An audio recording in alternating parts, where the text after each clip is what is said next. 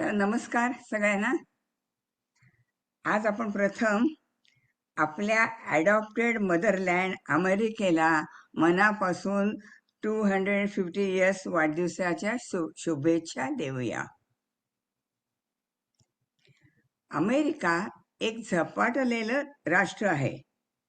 सुरुवातीच्या अनेक कठीण प्रसंगातून वाद करून जगाच्या सर्वोच्च उंचीवर हे राष्ट्र आज उभं राहिलं आहे. अजून पण प्रत्येक क्षेत्रात अधिक उंची गाठण्याची त्या प्रत्येक व्यक्तीची इथे धडपड सुरू असते.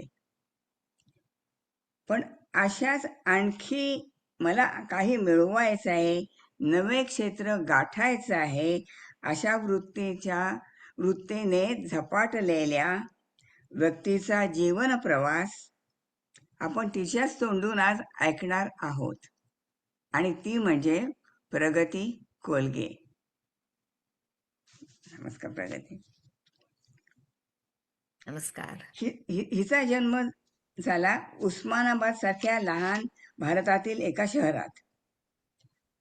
अगदी लहानपणापासून मला पुढे जायचंय या वृत्तीने झपाटलेल्या प्रगतीने घरची सांपत्तिक परिस्थिती, उस्मानाबाद मधल्या स्त्रियांच्या बद्दल असलेली अनावस्था आणि स्वतःची प्रकृती या आणि पुढे लग्न झाल्यावर मुलं, या सगळ्यांचा तोल सांभाळून जी काय उंची गाठली आहे ती अगदी आश्चर्यदायक आहे. इंजिनिअरिंग, कम्प्युटर, मग लेखन, मग आता मूव्हीज, 2 चित्रपट काढले. तर हे सगळं तिला जमलं कसं? तर हे आपण तिच्याच तोंडून ऐकायला आपल्याला खूप मजा येणार आहे, आश्चर्य वाटणार आहे. तर पण त्याआधी आपलं मन आणि चित्त आणि शरीर स्थिर करायला आपण थोडंसं मेडिटेशन करूया. आता हे मेडिटेशन म्हणजे आपण आपल्याला थोडंसं ब्लेसिंग देणार आहोत. तर प्रथम तुम्हाला माहिती आहे, sit comfortably, eyes closed or open, spine as straight as possible. Take 2 deep breaths.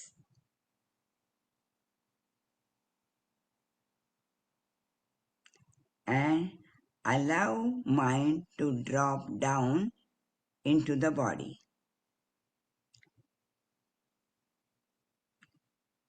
Bring awareness to the top of your head, and as it goes down slowly, relax each and every part of the body as much as possible.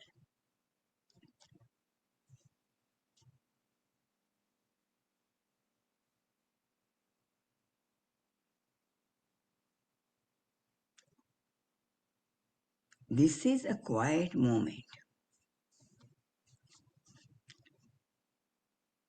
Now bow down to what has been and gently open your hands to what is unknown.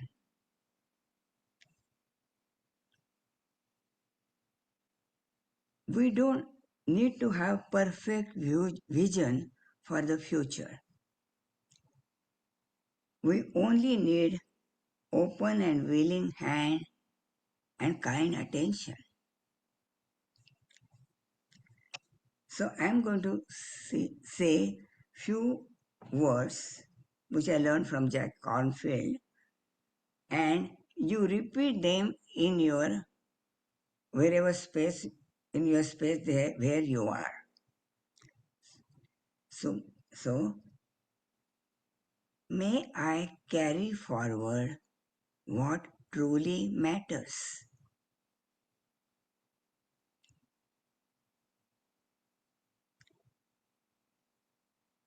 May I release what no longer serves.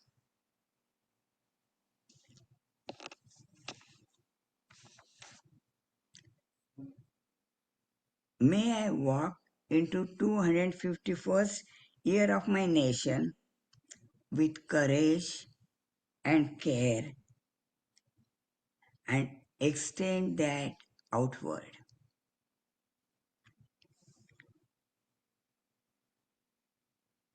May we choose love again and again. May our world remember own goodness.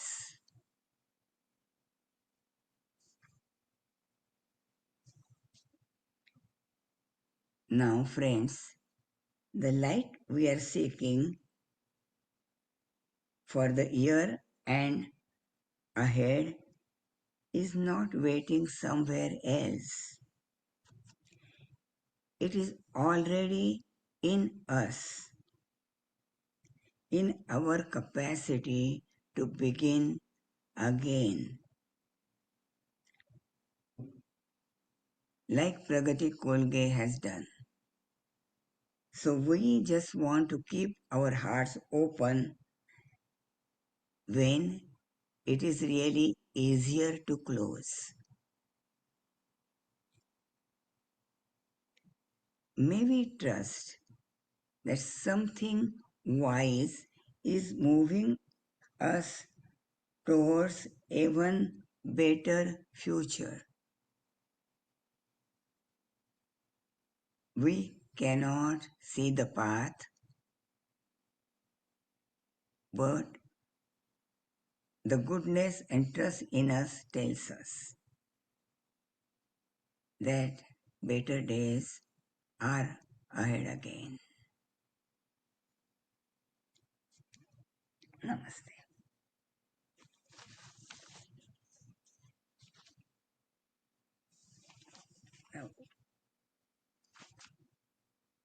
Now we can open your eyes.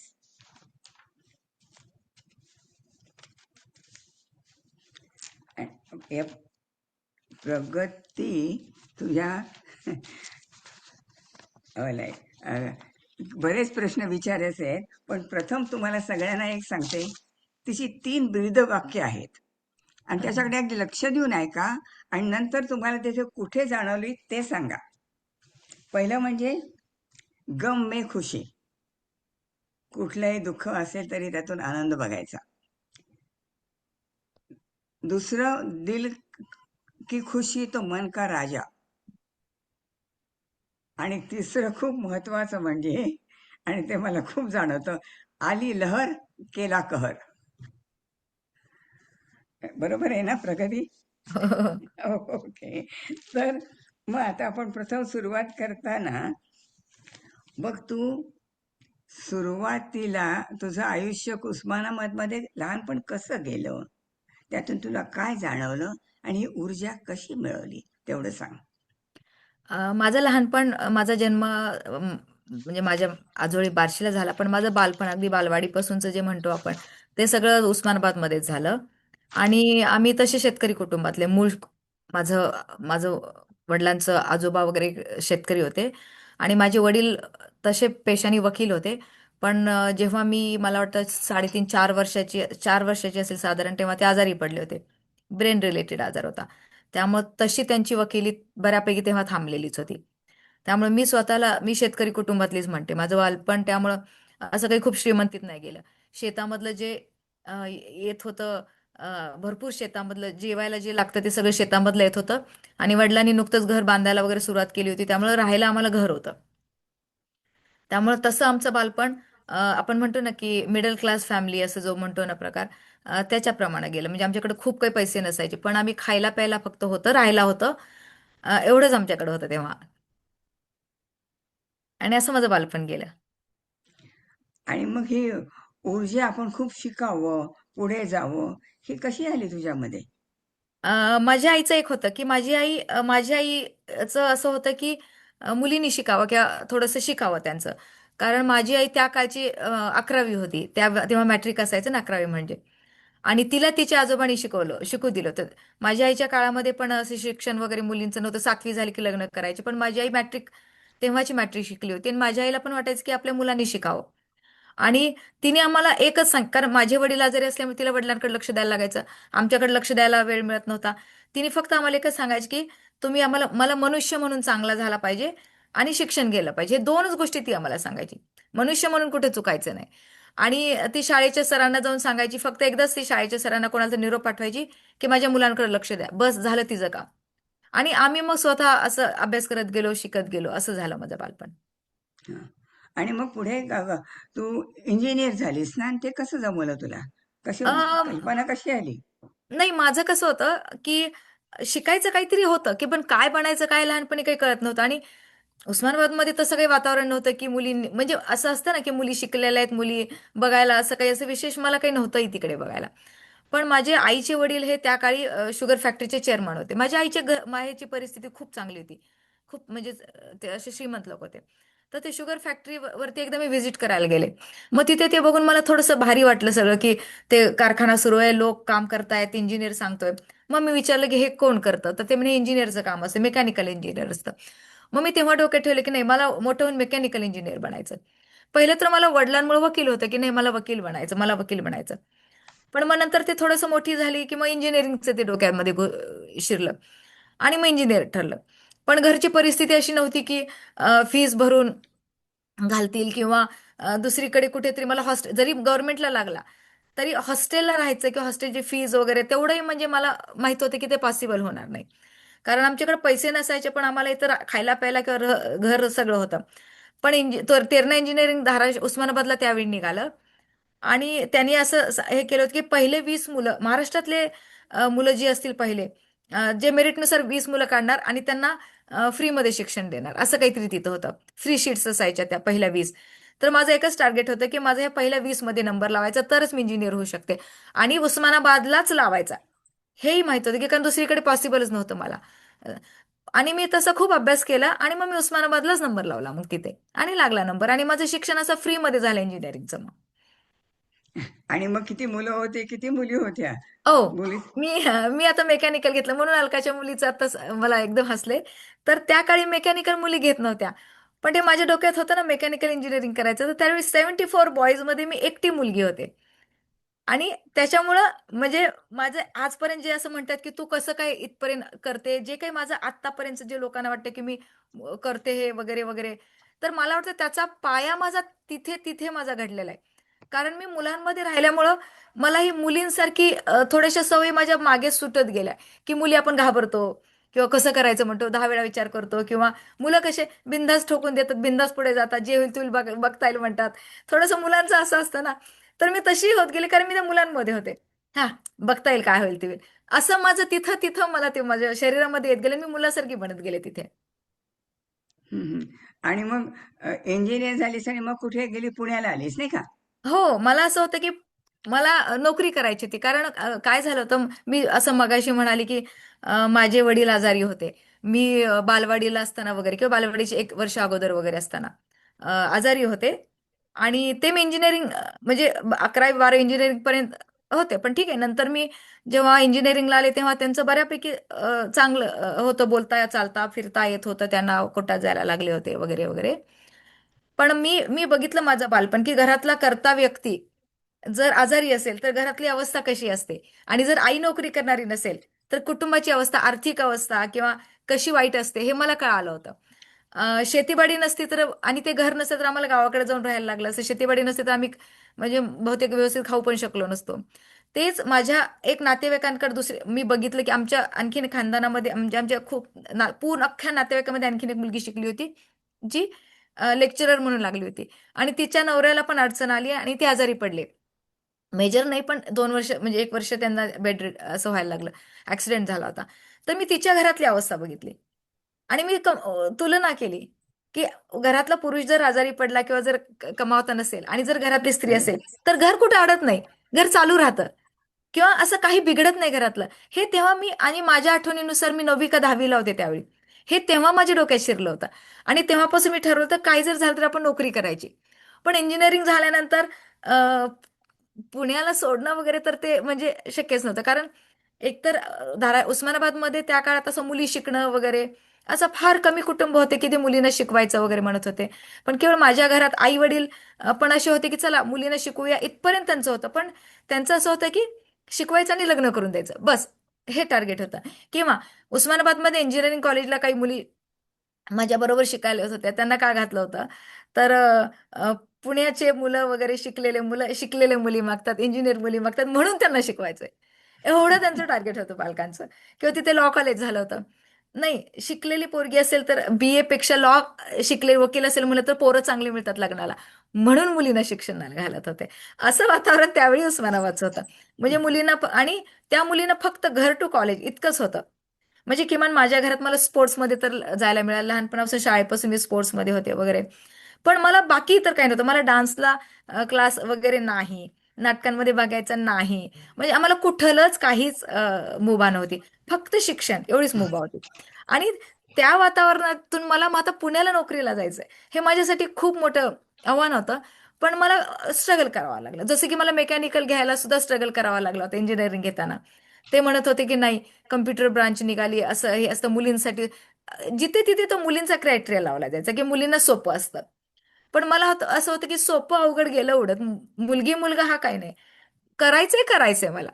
आणि मी तिथेही struggle करून गेले होते. मग नोकरीला पुण्याला जाताना मला खूप मोठा स्ट्रगल करायला लागला आणि मी पुण्याला आले. पण अगेन परिस्थिती अशी नव्हती की घरचे पैसे पाठवतील महिन्याला नोकरी लागेपर्यंत. आणि गेल्यानंतर मला आठवतं की पहिला पगार मला 3,000चा फक्त मिळाला होता पुण्याला. मी MIDC मध्ये कामाला लागले होते. पण मी रात्री काम करत होते. मी बेसिक शिकले होते 12वी नंतर. मी कम्प्युटरचं काहीतरी बेसिक शिकले होते. आणि तो मी इन्स्टिट्यूटमध्ये बेसिक शिकवायला मी तिथे नोकरी लागली. पार्ट टाइम नोकरी असेल रात्रीची. तर असं करून मला थोडेसे पैसे मिळायचे आणि माझं तिथे व्यवस्थित सुरू झालं. तर असा माझा पुण्यातला प्रवास सुरू झाला होता तिथला. अगं पण तिथून मग एकदम कम्प्युटरमध्ये कशी गेलीस तू? इंजिनिअरिंगमध्ये नोकरी होती, हा, तर तिथून एकदम कम्प्युटर लाईनीमध्ये कशी गेलीस? का वाटलं तुला या वस्तू? नाही, काय झालं, मी MIDC मध्ये काम करत होते. शॉप फ्लोअरला मी काम करत होते. कामगार होते. पण मला आवडायचं असं काही मला तिथे आवड गेलं. अगेन मी पोरांच्या वर्गामध्ये शिकलेली असल्यामुळे मला पोरं हँडल करायला येत होते किंवा म्हणजे मला मानसिकता कळायची. माणसं कशी हँडल करायची, पोरं कशी हँडल करायची ते कळायचं. त्यामुळे अवघड तर गेलं नाही. पण लक्षात आलं की ह्याच्यामध्ये प्रोग्रेस होणार नाही आपला. कारण मुद्दा पैशांचा नव्हता किंवा मुद्दा मुद्दा असा नव्हता की आपल्याला काही जी अचीव्ह करायचं लाईफमध्ये आपल्याला खूप काही करायचं. त्याच्यात मला असं काही विशेष दिसत नव्हतं. कारण स्पीडच्या दृष्टीने की खूप वेळ लागणार होता कुठेतरी जायला. फार फार तर काय मी एक कंपनी सोडून दुसऱ्या कंपनीत मोठी गेली असते काय, काहीतरी झालं असतं. पण मला असं वाटलं की नाही, आणखीन मला काहीतरी करायचं. आणि त्यावेळी मग खूप कम्प्युटरचा वारा तेव्हा वाहत होता ना. मग आम्ही ठरवलं की कम्प्युटरमध्ये घुसायचं. मग कसं घुसायचं? तर तेव्हा ते एक सिडॅकचे एंट्रन्स एक्झाम असायची. नुकतंच सुरू झालं होतं. पुण्याला एक सिडॅक सेंटर आहे. ते गव्हर्नमेंट म्हणजे भारत सरकारच्या अंडर येत होतं ते. आणि ते एंट्रन्स टेस्ट घ्यायचे. आणि ती एंट्रन्स टेस्ट ऑल इंडिया लेवलची असायची. आणि मग आता अभ्यास तर करायचा आहे. इन्स्टिट्यूट मला होती तिथे. कारण मी जिथे शिकवायला जात होते तेव्हा मला कम्प्युटर मिळायचा. पण मला लायब्ररी, पुस्तकं हे बरं विकत घ्यायचे तर तेवढे म्हणजे पैसे. तर मी काय केलं, तो जॉब सोडला. जिथे मी काम करत होते, शॉप फ्लोअरला काम करत होते एका कंपनीमध्ये. आणि मी तात्पुरती एक लेक्चरशिप एका कॉलेजमध्ये जॉईन केली. केवळ हेतू एवढाच होता की मला त्यांची लायब्ररी मिळेल अभ्यासाला. आणि मी ऐकलं होतं की लेक्चरशिपमध्ये काही काम नसतं जास्त. एखादं लेक्चर असतं आणि निवांत बसायचं असतं. आणि आणि ते खरंच होतं. एखादं दुसरं लेक्चर असायचं आणि मला पूर्ण वेळ लायब्ररीची भरपूर पुस्तकं मिळायची आणि कम्प्युटर लॅब मिळायची तिथे मला. मी लेक्चर घ्यायचे आणि पूर्ण वेळ लॅबमध्ये होते आणि तिथे बसून काय करत होते तर मी एंट्रन्सची एक्झाम तयार करत म्हणजे तयारी करत होते. जी की सिडॅकची असते आणि तेव्हा सी लँग्वेज होती. जी की सी लँग्वेज म्हणजे माझ्या अगोदर काही संबंधी नव्हता माझा. बेसिक कम्प्युटर शिकलेले होते. मग मी तिथे तो सेल्फने अभ्यास केला. मग ती एक्झाम दिली. ती एक्झाम पास झाली. आणि मग माझा नंबर लागला आता माहीत झालं. आणि मग मी ती नोकरी सोडली. पण अगेन आता पुढचं संकट की नंबरला मी फॉर्म भरताना एक विचार केला होता की जिथे महिला हॉस्टेल, कारण मला माहिती होतं की माझे घरचे कुठे सोडणार, काय होणार. जिथे महिला हॉस्टेल आहे, घरापासून जवळ आहे वगैरे वगैरे असे क्रायटेरिया करून मी बडनेराचं कॉलेज निवडलं होतं. अमरावती शहराच्या जवळ एक बडनेर आहे. तिथे हॉस्टेल, महिला कॉलेज नाही, सॉरी, मला महिला हॉस्टेल म्हणायचं होतं. असं कॉलेज निवडलं की महिला हॉस्टेल आहे. आणि तिथे नंबर लागला. पण तिथून आता माझं खरं आव्हान तिथून सुरू झालं की जायचं आहे. पण हे घरच्यांना माहित होतं मी काहीतरी करते, मी अशी परीक्षा देते असं माहित होतं. पण त्यांना ते काही एवढं गांभीर्य नव्हतं आणि एवढं लक्षात येत नव्हतं की हे नेमकी काय करते. फक्त मला करायचे काहीतरी हे मी सांगून ठेवलं होतं. आणि तिथून तिथून खरी माझी कसोटी झाली की आता इथून जायचं कसं. तोपर्यंत माझ्या आईचे पेशन्स संपले होते लग्नासाठीचे म्हणून. ती तर थर्ड इयरलाच मला लग्नाच्या ह्याच्यात करत होती. कसं तरी तेव्हा माझ्या वडिलांची थोडी लाडकी होती, त्यामुळे वडिलांच्या सपोर्टनी लग्न ढकलत ढकलत आणलं होतं. पण पुण्याला जायला पण वडिलांनी सपोर्ट केला होता. पण त्याच्यानंतर वडील पण आईच्या बाजूने थोडंसं गेले, नाही आता लग्न करायचं. आणि बरं लग्न वेळेला थोडे मला त्यांना सगळ्यांना मला खूप स्ट्रगल करायला लागला की मला फक्त एवढं शिकू द्या आणि नंतर बघू द्या, कारण मला हे याच्यामधून केलं तर मला थोडासा माझ्या करिअरला फायदा होईल, मला फायदा होईल असं घरच्यांना मला पटवायला लागलं. अगेन प्रश्न होता पैशांचा, कारण त्याची फीस मला वाटतं त्यावेळी मला वाटतं 35-37 हजार, मला आता नेमकं आठवत नाही, आणि प्लस हॉस्टेलचे 7-8 हजार असं काहीतरी, टोटल 42 हजार खर्च, म्हणजे असा 40-45 हजार येणार होता, म्हणजे असं काहीतरी पुस्तकं वगैरे धरून वगैरे. आता करायचं काय, जायचंय तर आपल्याला शिकायला. आणि मी पुण्याला नोकरी केली होती, त्याच्यातून काही मला काही साठवून ठेवता वगैरे काही आले नाही, कारण ते तुटपुंज होतं घर पुण्याचं. मग माझ्या आजोबांकडे गेले, म्हणजे माझ्या वडिलांचे वडील. आणि ते फार व्यवहारी आणि अं, त्यांनी काय केलं होतं, शेतातून आलेल्या पैशातून थोडे थोडे मुलींच्या लग्नाला लागतं, अगेन लग्नच तिथं टार्गेट होतं, मुलींच्या लग्नाला लागतं म्हणून त्यांनी प्रत्येकीच्या नावावर, आमच्या दोघी तिघी बहिणीच्या नावावर 50 हजाराची एक फिक्स डिपॉझिट करून ठेवली होती. की लग्नाला आपल्याला खर्चाला होतील म्हणून तेवढेच पैसे आमच्याकडे. मग मी त्यांच्याकडे गेले, असं बसवलं सगळ्यांना, म्हणलं दादा, मी त्यांना दादा म्हणायचं की दादा, तुम्ही जे माझ्यासाठी लग्नाला पैसे ठेवलेले आहेत ते तुम्ही मला आत्ता द्या, कारण मला ही फीज भरायची आहे आणि मला हे शिकायचंय. मी तुम्हाला आत्ताच सांगते, मी माझ्या लग्नाला मी तुम्हाला 5 पैसे खर्च येऊ देणार नाही. आणि सगळेजण असे एकमेकांकडे बघायला, म्हणजे मी असं बोलले. आणि माझ्या आजोबांनी विश्वास ठेवला माझ्यावर, आणि मला त्यांनी ते पैसे दिले लग्नाचे. म्हणजे त्याच्यानंतर आता माझ्यासाठी माझ्या घरच्यांकडे 5 पैसे नव्हते, मलाही माहित होतं. आणि मी ती फीस घेतली. मला अजूनही आठवतं, माझा टोटल खर्च 42 हजार आला होता त्या काळी, तेव्हाचा. आणि मी तो सिडॅकचा कोर्स केला. तो कोर्स करताना सुद्धा मला तिथे 2 वेळा टायफॉइड झाला, म्हणजे एकदा टायफॉइड झाला, परत तो उलटला. मी लॅबमध्ये अशी झोपून, मला आठवतं एका लॅबमध्ये त्यांनी जागा दिली होती, बेड, गादी टाकून, मी गादी टाकून यायचे, मग वर्गात हे करायचे. असं टायफॉइड असताना मी तो कोर्स केला, परत उलटला तो टायफॉइड. असं करत करत तो कोर्स केला, आणि मग मी अशी IT मध्ये आले मग त्याच्यानंतर. बापरे! अगं, पण तुला कधी भीती नाही वाटली? लोकांनी तुला मग काही म्हटलं नाही का? ही काय शिकणारी सारखी तर आजारी असते, कशाला पैसे वाया घालवते? कोणी म्हणालं नाही नाही? नाही लोक तर नाही नाही नेहमीच बरोबर, नाही म्हणतात. नाही, बरोबर बरोबर. मला काय झालं, एक सिडॅक मध्ये माझी एक मुलगी होती, मैत्रीण होती, म्हणजे आम्ही आम्ही तिथे, मला वाटतं टोटल 4 मुली होतं, हॉस्टेलला राहत होता. आणि तोच सिडॅकचा कोर्स म्हणजे डे नाईटचा कोर्स होता त्यावेळी. म्हणजे मुली म्हणून आम्हाला रात्री 11 वाजता घरी सोडायचे आणि आम्हाला सकाळी 6ला लॅबमध्ये आलं लागायचं. मुलं तर रात्रभर लॅबमध्ये असायचे. आमचं जेवण वगैरे सगळं कॉलेजमध्ये यायचं. तो डे नाईटचा कोर्स होता. आणि मी तिथं झोपून करायचे मग. आणि आम्ही काय करायचो, घरी आमचं 11 वाजता सुटलो की आम्ही डबा घेऊन घरी यायचो, कारण तिथे जेवण्यापेक्षा घरी येऊन, म्हणजे हॉस्टेलला आम्हाला अमरावती शहरामध्ये आमची राहायची सोय केली होती. तिथे येऊन आम्ही जेवण करायचो, आणि जेवल्यानंतर आम्ही हार्डली 15-20 मिनिटं गप्पा मारत बसायचो. अर्धा तास तास पण नाही. तर एक मुलगीला तो राग यायचा की आम्ही गप्पा मारत बसायचो, बरं तिला डिस्टर्ब होऊ नये म्हणून आम्ही थोडं लांब जाऊन घराचे, म्हणजे रात्री बाहेर तर जाता येत नव्हतं, गॅलरी होती तिकडे लांब जाऊन बसायचो हळूहळू. मग ती एकदा एकदम ती वैतागली आमच्यावर, आणि म्हणाली की तुम्ही रोज गप्पा मारता, तुम्हाला काही सिरियसनेस आहे की नाही, एवढा मोठा कोर्स केला. आणि मला म्हणे तुझं तर वाया गेले पैसे सगळे, तू तर आजारीच होतीस, तुझे तर पैसे वाया गेले सगळं, असं वगैरे वगैरे. आणि मला एवढं वाईट, कारण पैशांची किंमत काय मला माहित होती, माझ्या घरून कसे पैसे दिले होते, काय होतं मला किंमत होती. आणि पैसे वाया गेल्यानंतर मला एकदम टेन्शन आलं.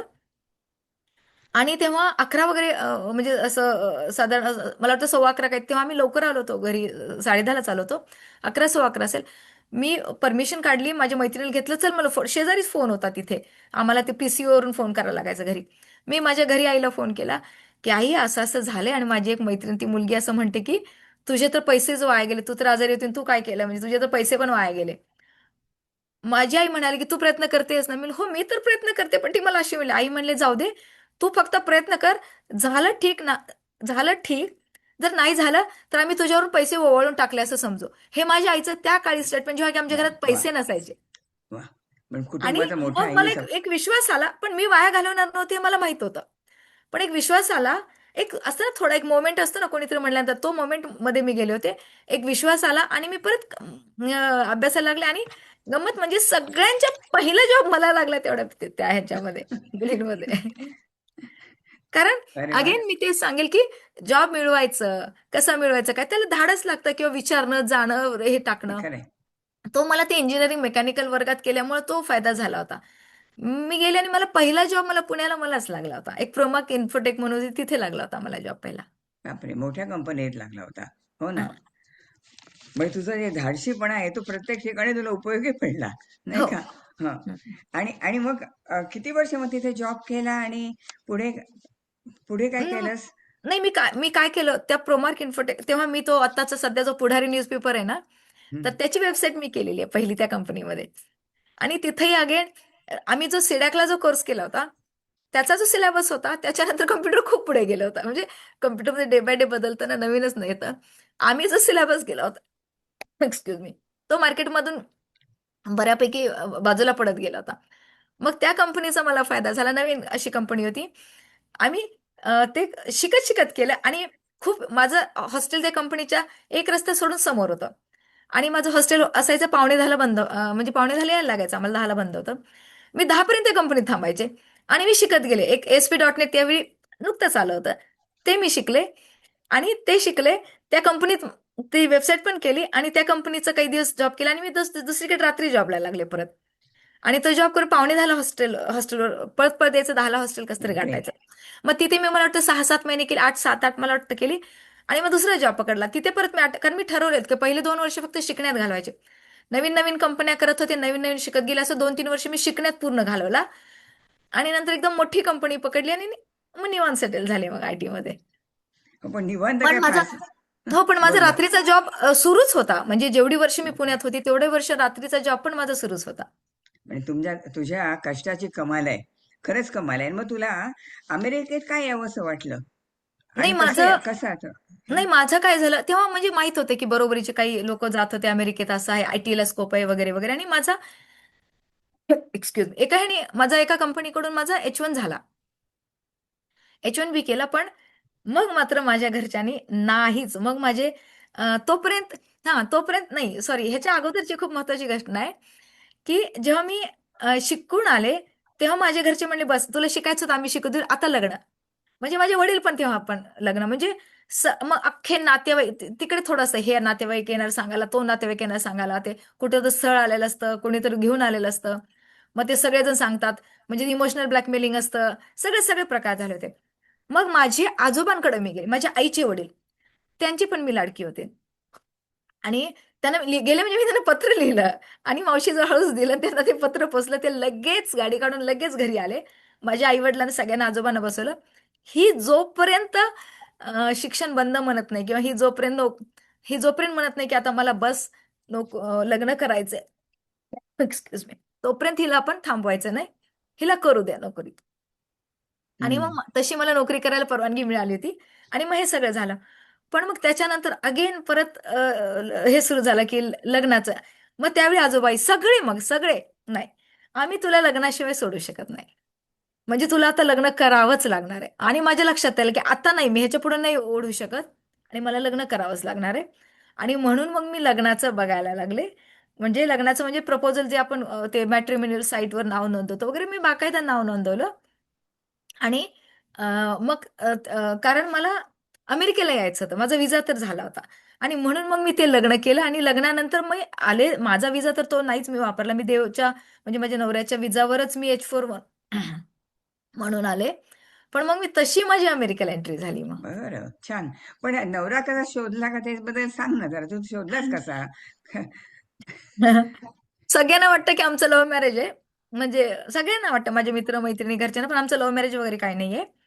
तो मॅरेज ब्युरोमध्ये नाव, म्हणजे असं मराठी मॅट्रिमोनी एक साईट होती, त्याच्यावरती नाव आम्ही नोंदवलं होतं.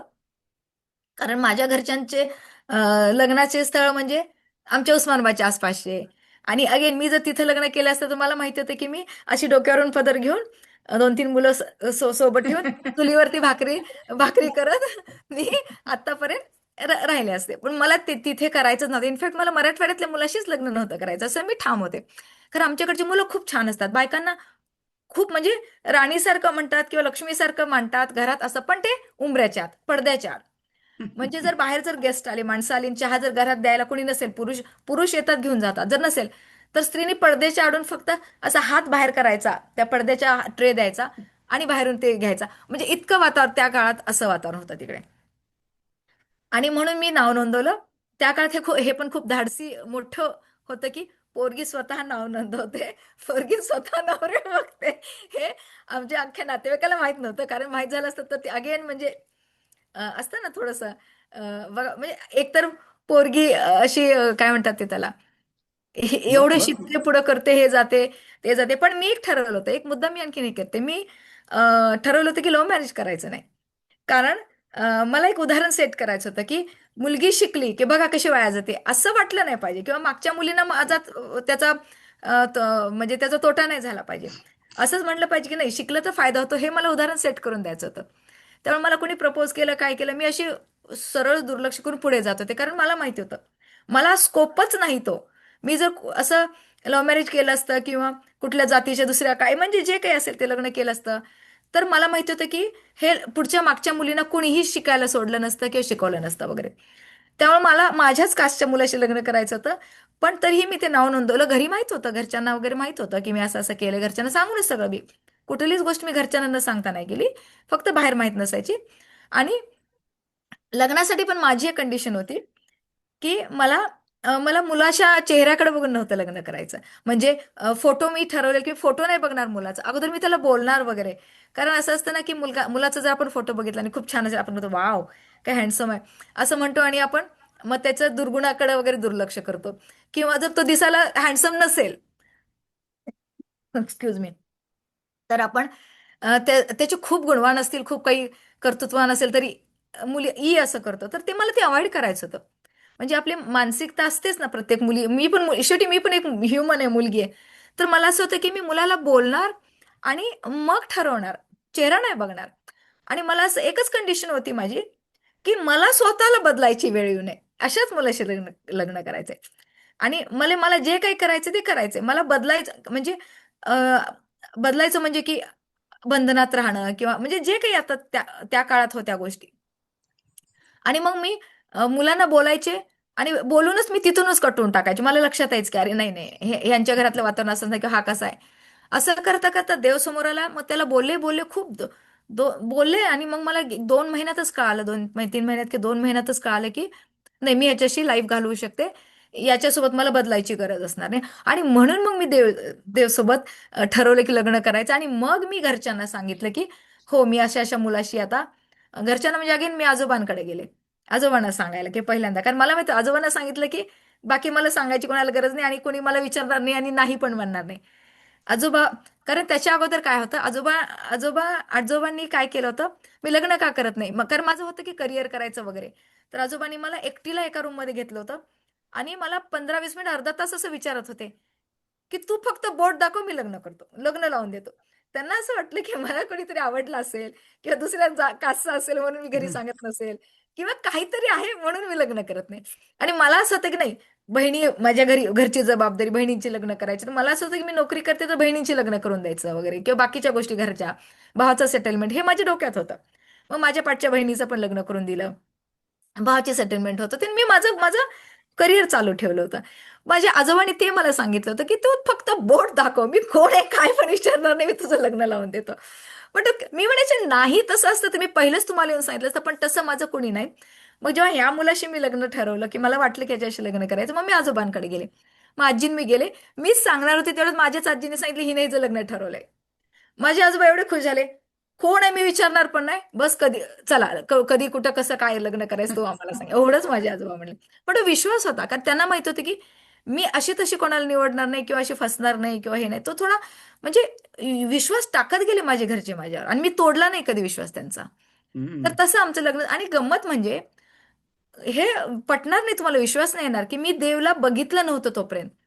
आणि दुसरा विश्वास की मी देवला नाही बघितलं, देवने माझा फोटो बघितला होता तो भाग वेगळा, पण माझ्या घरच्यांनी पण देवला नाही बघितलं होतं, किंवा त्याच्या घरच्यांनी पण मला नाही बघितलं होतं, किंवा माझे घरचे त्याचे घरचे माझे घरचे दोघं एकमेकांना बोलले नव्हते, किंवा कोणीच कोणाला बोललं नाही. आणि लग्नाची तारीख निघाली आणि आम्हाला लग्नाला जायचं, असं असं असं ठरलं. फक्त माझे आजोबा म्हणाले कुठं जायचंय? म्हणलं काही नाही, असं असं गाव आहे, इतके इतके लांब आहे, असं असं ठिकाणी आपल्याला जायचं. आणि देवला काय सांगितलं, कारण त्याच्याकडे पद्धत अशी असायची की मुलीकडे लग्न म्हणजे गावाची पद्धत असते. आणि माझं असं होतं, कारण मी घरी सांगितलेलं तर 5 पैसे खर्च करू देणार नाही लग्नाला. मी त्याला सांगितलेलं, मी लग्नाला 5 पैसे खर्च करणार नाहीत, तुला खर्च करायचा असेल तर तू कर. आणि जेव्हा मी मुलांना बोलायची तेव्हा मी पहिलं वाक्य माझं असायचं की मी 5 पैसे हुंडा देणार नाही, कारण आमच्याकडे तेव्हा हुंडा पद्धत खूप होते तेव्हा तर. आणि मी हुंडा देणार नाही, बघा पुढं बोलायचं असेल तर आपण सुरू करू. ते पहिलं माझं वाक्य ते असायचं. कारण मला माहिती होतं की माझ्याकडे स्कोपच नाहीये पैसे द्यायला, हुंडा द्यायला. इनफॅक्ट माझ्याकडे माझी नोकरीचे जरी साठलेले असेल तर मी देणारच नव्हते हुंडा. मग ह्या सगळ्या गोष्टीमुळे देवनी काय केलं, आयडिया काय केलं, तर करायचं काय का, त्याच्याकडे तर मुलीकडे लग्न असतं. मग त्याने असं केलं की गावातच एकाचं घर असं केलं की हे ते म्हणजे माझं माहेर, माझं मानलेलं माहेर. आणि त्यांच्या घरी म्हणजे मला तिथं ठेवणार, त्यांच्या दारात मांडव टाकला आणि ते माझं लग्न करून देणार, असं काहीतरी त्याने ते जुगाड लावला. का त्याच्या घरच्यांना पण ते पटवलं त्यांनी. आणि आमच्या घरच्या, मी त्याला सांगितलं की आमच्या घरचे येतील तेव्हा फक्त आम्हाला गोठा दे गायचा, काय दे, झाडाखाली कर, काय कर, फक्त बसा अंतराला घोंगडी किंवा पोतडं काय ते स्वच्छ कर, आणि कपडे बदलायला स्त्रियांना आडोसा, एवढीच आमची रिक्वायरमेंट आहे. या बेसिसवर आमचं लग्न ठरलं. आणि आमच्या घरचे तिकडे सगळ्या लग्नाला आले आणि आमचं लग्न अगदी गावात साध्या पद्धतीने, त्याच्या पद्धतीनं, पारंपरिक जी पद्धत असेल त्या पद्धतीने आमचं लग्न झालं. अमेझिंग! तू जे असं हे शक्य केलंस ना, अजून सुद्धा मुलीला जमणार नाही. फारच सुंदर, हो ना. आणि मग नंतर तू अमेरिकेला आलीस नाही का? हो, नंतर अमेरिकेला आले आणि मी लग्नामध्ये मीच माझीच हौस म्हणून मीच 2 सुटकेस भरून मला साड्या घेतल्या मी स्वतः. असं काही देवची डिमांड नव्हती किंवा कोणाचं काही नाही. मला वाटतं ते घेतलेले 2 बॅग भांडे कुंडे सुद्धा मी आणि देवनी परत आम्ही घेतले. मी म्हणजे एक अशी अंगावरच्या कपड्यांशी ठरलं होतं ते तशी झाले माझ्या. आणि मग आम्ही दोघं मिळून अमेरिकेत आलो. जे आपण नेहमी इकडे 2 सुटकेस घेऊन येतो तशीच मी पण आले इकडे मग. हां, हां. आणि मग अमेरिकेत सुरुवातीला लगेच नोकरी मिळाली आणि कशी मिळणार तुला? व्हिसा हे सगळं करायचं होतं आणि मग तेव्हा दिवस कसे काढलेस तू? नाही, अगदी अमेरिकेत जेव्हा आले ना मी तेव्हा H4 वरती आले. आणि मला वाटतं मी एप्रिल 2004ला अमेरिकेत आले. आणि तेव्हा H1 आम्ही टाकला, काही कोणी सांगितलं H1 करायला लागेल इकडे नोकरीला वगैरे, कारण माझा तिकडेच एक्सपिरियन्स होता. मग आम्ही एक कंपनी बघितली आणि H1ला टाकला. आणि तो H1 म्हणजे आता खूप वेळ कमी आहे म्हणून म्हणजे फास्ट प्रोसेसमध्ये वगैरे तो केला आणि मला H1 मिळून गेला. पण ते बाय रूल मला ऑक्टोबर पासून नोकरी करायचं असते. H1चा रूल आहे तो, ऑक्टोबर पासून नोकरी करायची. मला वाटतं मग मी 6 महिने घरी बसले, म्हणजे जे काही एप्रिल ते ऑक्टोबर जे काही असेल ते मी घरी बसले. पण त्या काळात मला एकतर इंग्लिश एवढं येत नव्हतं. एकतर आम्ही गावाकडचे, म्हणजे आम्हाला तशी उस्मानाबादमध्ये इंग्लिशचा तसा काही संबंध नव्हता. पुण्यात आल्यावर थोडं थोडं इंग्लिश कळायला लागलं, पण विशेष बोलता येत नव्हतं, किंवा अजूनही मला असं विशेष तसं खूप भारी इंग्लिश बोलता येत नाही. पण आता करायचं काय, इंग्लिश कसं शिकायचं? मग त्यावेळी मार्केटिंगचे फोन यायचे. देव मला फोन ठेवून जायचा घरी, समजा काही अडचण वगैरे आली तर म्हणून. मग मार्केटिंगचे फोन यायचे, मी ते मार्केटिंगचे फोन उचलायचे आणि त्यांच्यावर इंग्लिश बोलत बसायचे. कारण ते तर नाही कळालं तर मी परत प्रश्न विचारायचे आणि ते मला समजून सांगायचे. उच्चार नाही कळालं तर मी विचारायचे, कारण ऑफकोर्स त्यांची ड्युटी आहे, ते पण खटकून रागाने फोन नाही ठेवणार. आणि मी अशी हळूहळू इंग्लिश शिकत गेले. आणि अरे वाह! सुरुवातीला जे घर होतं ते अपार्टमेंट होती, मकलेनला मी राहत होते. आणि जे घर होतं तिथे गेट होतं, घराच्या आपल्या गॅलरीच्या खाली गेट होतं आणि मी गॅलरी तिथे बसायचे, कारण येणारे जाणारे लोक दिसायचे. कारण मी भरल्या कुटुंबातली, एकत्र कुटुंबातली होती. कारण आमच्याकडे आजोळ मामा हे सगळे एकत्र, अजूनही म्हणजे आम्ही एकत्र आहेत. आणि एकदम मला हे एकदम एकटं राहणं मला खूप जड गेलं. इमोशनली मला थोडंसं ते जड गेलं. की आणि त्या काळी असं नव्हतं की फोन उचलला आणि फोन लावलात. त्या काळी रिलायन्सचं कार्ड घ्यायचं, आठवड्यातून 2दा वगैरे कॉल करायचे. तर मी ते गॅलरीत बसायचे, येणाऱ्या जाणाऱ्या लोकांकडे बघायचे, तर ते हाय करायचे. तर ते हाय केले की मला भारी वाटायचं की कोणीतरी मला बोललं. त्यांनी हाय करावं, हाय करायला मिळतं, लोक बघायला मिळतात म्हणून मी गॅलरीमध्ये बसायचे आणि लोकांना, किंवा खाली वॉक करायला जायचे, ते येणारे जाणारे हाय करायचे, मग मी हसून हाय करायचे. आणि तो मला सोड, वाव आजचा दिवस सार्थकी गेला, कोणाला तरी मला बोलायला मिळालं, कोणीतरी मला हाय केला. वॉव! आणि तिथे मग चिमण्या झाडावर चिमण्या यायच्या. आणि मग मी चिमण्यांना मला असं वाटायचे, अरे भारतासारख्या चिमण्या दिसतायत मला इथं काही ते. मी चिमण्यांना चारा टाकायला लागले, म्हणजे धान्य आपलं घरातलं तांदूळ वगैरे टाकायला लागले. असं करता करता एक एक येता येता चिमण्या 40-45 चिमण्या रोज जायला. आणि मी त्यांच्या मध्ये उभारली तरी ते उडत नव्हत्या, मस्त माझ्यासोबत खायच्या. देव म्हणायचं अरे घाण करतात, मी म्हणायचे नाही, मला त्या छान गप्पा मारतात, कंपनी देते. आणि असं त्यांनी एक मला कंपनी दिली चिमण्यानी. आणि माझा एक शेजारी एक मुलगा होता, एक इंडियन मुलगी होती, माझ्या देवच्या ऑफिसमधले तिचा नवरा होता. आणि तिची तब्येत काहीतरी अडचण असायची आणि तिचा मुलगा माझ्याकडे खेळायला यायचा. मग त्या मुलाबरोबर आम्ही असं खेळायचो, घरामध्ये आम्ही पळायचो, मस्ती करायचो. असं करत माझे 6 महिने एवढे मस्त गेले ना. आणि परत मला वाटतं मी एक मराठी मुलगी आपली, ह्यांना तुम्हाला माहिती असेल आपली सेजल पात्रिक, हम्म. संजनाची मुलगी, आडनाव विसरले. सेजल, अं, बरोबर, सेजल. हा सेजल. सेजल एक मुलगी होती, तिला मी मराठी शिकवायची. मग ती रोज रोज नाही, म्हणत विकेंडला, दर विकेंडला काहीतरी घरी यायची आणि मी तिला मराठी शिकवायची. तर ह्या 4 गोष्टींमध्ये माझे ते 6 महिने. आणि मग संध्याकाळी दिवाळी का मी फिरायला जायचो, तेव्हा मूवी बघायचो. असं याच्यामध्ये आमचं ते निघून गेले. मग मराठी मंडळात हळूहळू जॉईन झाले. मग असं करत माझे ते पहिले निघून गेले छान दिवस. वा, छान. म्हणजे लोक कसं लोनली लोनली म्हणतात, तर त्यातून कसा उपाय काढायचा, गम खुशी कसा उपाय काढायचा आणि त्यातून आनंद कसा मिळवायचा, तुझ्याकडूनच शिकावं सगळ्यांनी. फार नाही, सुंदर. गम्य खुशीवर नाही. मी तुम्ही हे वाक्य म्हणता, हे माझं वाक्य आहे. मी नेहमीच ऍक्च्युली त्या वाक्याचा अर्थ असा होता की मला हे माझ्या एका मित्राने मला सांगितलं होतं की आपण काय करतो, दुःख सगळ्यांनाच येतात, अडचणी येतात, सगळ्यांना येतात. पण आपण काय करतो, अडचण आली, संकट आले की आपण त्या दुःखाच्या फ्लो मध्ये जातो. म्हणजे दुःख मानतो किंवा सॅड मूड मध्ये बसतो, किंवा म्हणजे मग ते आपलं काही लोकांचं पटकन कंट्रोल करतात, एक दिवसात जातं, काही लोकांना ते रेंगाळत जातं 2-3 दिवस. तर आम्ही काय विचार करायचो की आपल्याकडे आज हॅपी बर्थडे असेल किंवा काही बर्थडे आहे किंवा लग्न आहे किंवा काहीतरी उत्सव आहे, आपण काय करतो, खूप उल्हासात येतो, छान छान कपडे, जातो बाहेर, जातो पार्टीला, जातो जेवायला, जातो फिरतो. म्हणजे आपली मानसिकता ही खूप छान बनते. मग हे सगळं आपलं मेंटल आहे. दुःख मानणं काय आणि आनंद मानणं काय, हे सगळं आपल्या डोक्यावरती आहे. आपण ते छान मूडमध्ये जातो. तर आम्ही काय ठरवलं, ज्या दिवशी दुःख येतं, ज्या दिवशी अडचण येतात, त्या दिवशी असा सोहळा साजरा करायचा की जणू काही आपला काहीतरी असं आनंदाचं घडलं की हॅपी बर्थडे. आणि हे देव आणि मी आजही पाळतो. त्यामुळं कधीच त्या दुःखाचं म्हणजे गारुड आपल्या चेहऱ्या मनावरती रेंगाळत नाही किंवा आपण त्यात अडकून बसत नाहीत. त्यामुळं गम्य पार्टी हा फंडा मी, हे हे मी माझ्या एका मित्रांनी मला पुण्याला असताना माझा कॉलेज वर्गातलाच मित्र होता, त्यांनी मला हा फंडा सांगितला होता. आणि आम्ही आजही मी पाळते. ज्या दिवशी खूप दुःख असतं त्या दिवशी आम्ही सोहळा साजरा करतो आणि तो मूड एकदम अचानक चेंज होतो. अरे वा, मानसिकताच फार बदलते. सुंदर. दुःख तर असतं, ते काही पळून नाही जाणार. म्हणजे जे घडलं ते हम्म. घडलेलंच असतं. आणि वा. आपण रडलो काय आणि दुःख केलं काय, तो चेंज तर होणार नाही. पण आपली हम्म. मानसिकता मात्र चेंज होते ह्या गम्य पार्टीमध्ये. म्हणून मी हे पाळते गम्य पार्टीचं. हा, वा, सुंदर, फारच छान. पण तुझ्याकडनं शिकण्यासारखं खूप आहे. प्रत्येकाला आनंदात कसं जगावं, काय करावं. आणि नंतर मग तू लेखनाकडे कशी वळलीस? पण थांब, लेखनात. त्याच्या त्याच्या नाही, त्याच्या आधी मला एक प्रश्न विचारायचा. पहिल्यापासून मला वाटतं तू मेहंदी काढायचीस नाही का? हो या, हा. हे कशी मेहंदी कशी काढायला लागलीस आणि त्याचं काय? नाही, हो, त्या घरातच असताना हे झालं. ऍक्च्युली काय झालं, अम, मी असं ऐकलं होतं की तर मेहंदीचं वगैरे. तर मग मला वाटतं तेव्हा मला त्या घरात आणि नोकरी पण असताना लागल्यानंतर काही दिवस मी त्या घरात होते. तर मी सुरुवातीला काय केलं, कोण घेतला आता, मला कोण ओळखत, मला कोणीच ओळखत नव्हतं. मग ओळख कशी करा, म्हणजे काही संबंधच नव्हता. कार्डवार्ड बनवलं. मी एका मंदिर सुरुवात काय केली, मंदिरामध्ये गेले. Again marketing strategy. तिथलं एक मंदिर होतं, काही कार्यक्रम होता आणि मी अगेन धाडस म्हणून फोन करून विचार काय असतं, हो म्हणतील नाही तर नाही म्हणतील, एवढंच होतं ना. मग मी त्या ऑर्गनायझरला विचारलं की मी इथं येऊन मेहंदी काढू का, की फक्त मला एक कोपऱ्यात जागा द्या आणि असं असं. आणि हो म्हणाले आणि मी तिथे गेले लहान लहान. आणि $1 काय, तेव्हा $1, मोठ्यानं $3, म्हणजे सुरुवात मी अशी केली. कारण मला पैसे तेव्हा महत्वाचे नव्हते, की माहीत झालं पाहिजे लोकांना. अशी लाईन लागली होती, सगळी मुलं $1 देऊन, पालकांना पण त्यांना काहीच अडचण नाही ना काढून द्यायला मेहंदी. आणि काय काढायचं, बलून काढायचा, फुगा काढायचा, लहानांच्या हाताला एलिफंट काढायचा, बटरफ्लाय काढायचा. तर मी अशी सुरुवात केली. पण नंतर ते माझं एवढं वाढत गेलं की म्हणजे मी लग्नांच्या सोहळ्यांना जायले.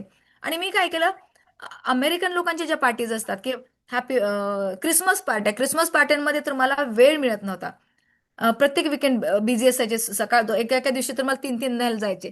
असं मला कोण अमेरिकन लोकांनी बोलवलं नसतं पार्टीला. पण ते असं एक मान सन्मान देऊन बोलवायचे, बसवायचे. ते मी मेहंदी काढायचे, पैसे पण मला मिळायचे आणि आनंद मला पार्टीचा पण आनंद मिळायचा. आणि असं करत माझा तो मी व्यवसाय म्हणून, म्हणजे आता जे काही पैसे, म्हणजे मी खरोखरी चांगले पैसे मिळवले त्याच्यामध्ये. जे की लहानपणापासून मला मेहंदी काढायला अजिबात येत नव्हती, पेशन्सही नव्हते. माझ्या बहिणी खूप छान काढायच्या, पण मी कोण घ्यायची आणि असं असं असं असं असं असं गोईंग गोईंग गोईंग फिरवायचे. 5 मिनिटात माझी झाली मेहंदी. पण मला तो कोण फिरवता येत होता, त्या जोरावर मी फुलं पानं काढायची आणि लोकांकडून पैसे घ्यायचे नंतर. आणि असे मी तो व्यवसाय त्या काळामध्ये, जो सुरुवातीच्या काळामध्ये, तोही मी केला. आणि मग नोकरी बापरे. आयटीची सुरू होती, विकेंडला मेहंदीचं सुरू होतं. असं ते माझं चाललं होतं. भरपूर मी खूप पैसे कमवलेत मेहंदीमध्ये. हो, पण हे जे असं सुचलं पाहिजे, हे केलं पाहिजे, अमेझिंग.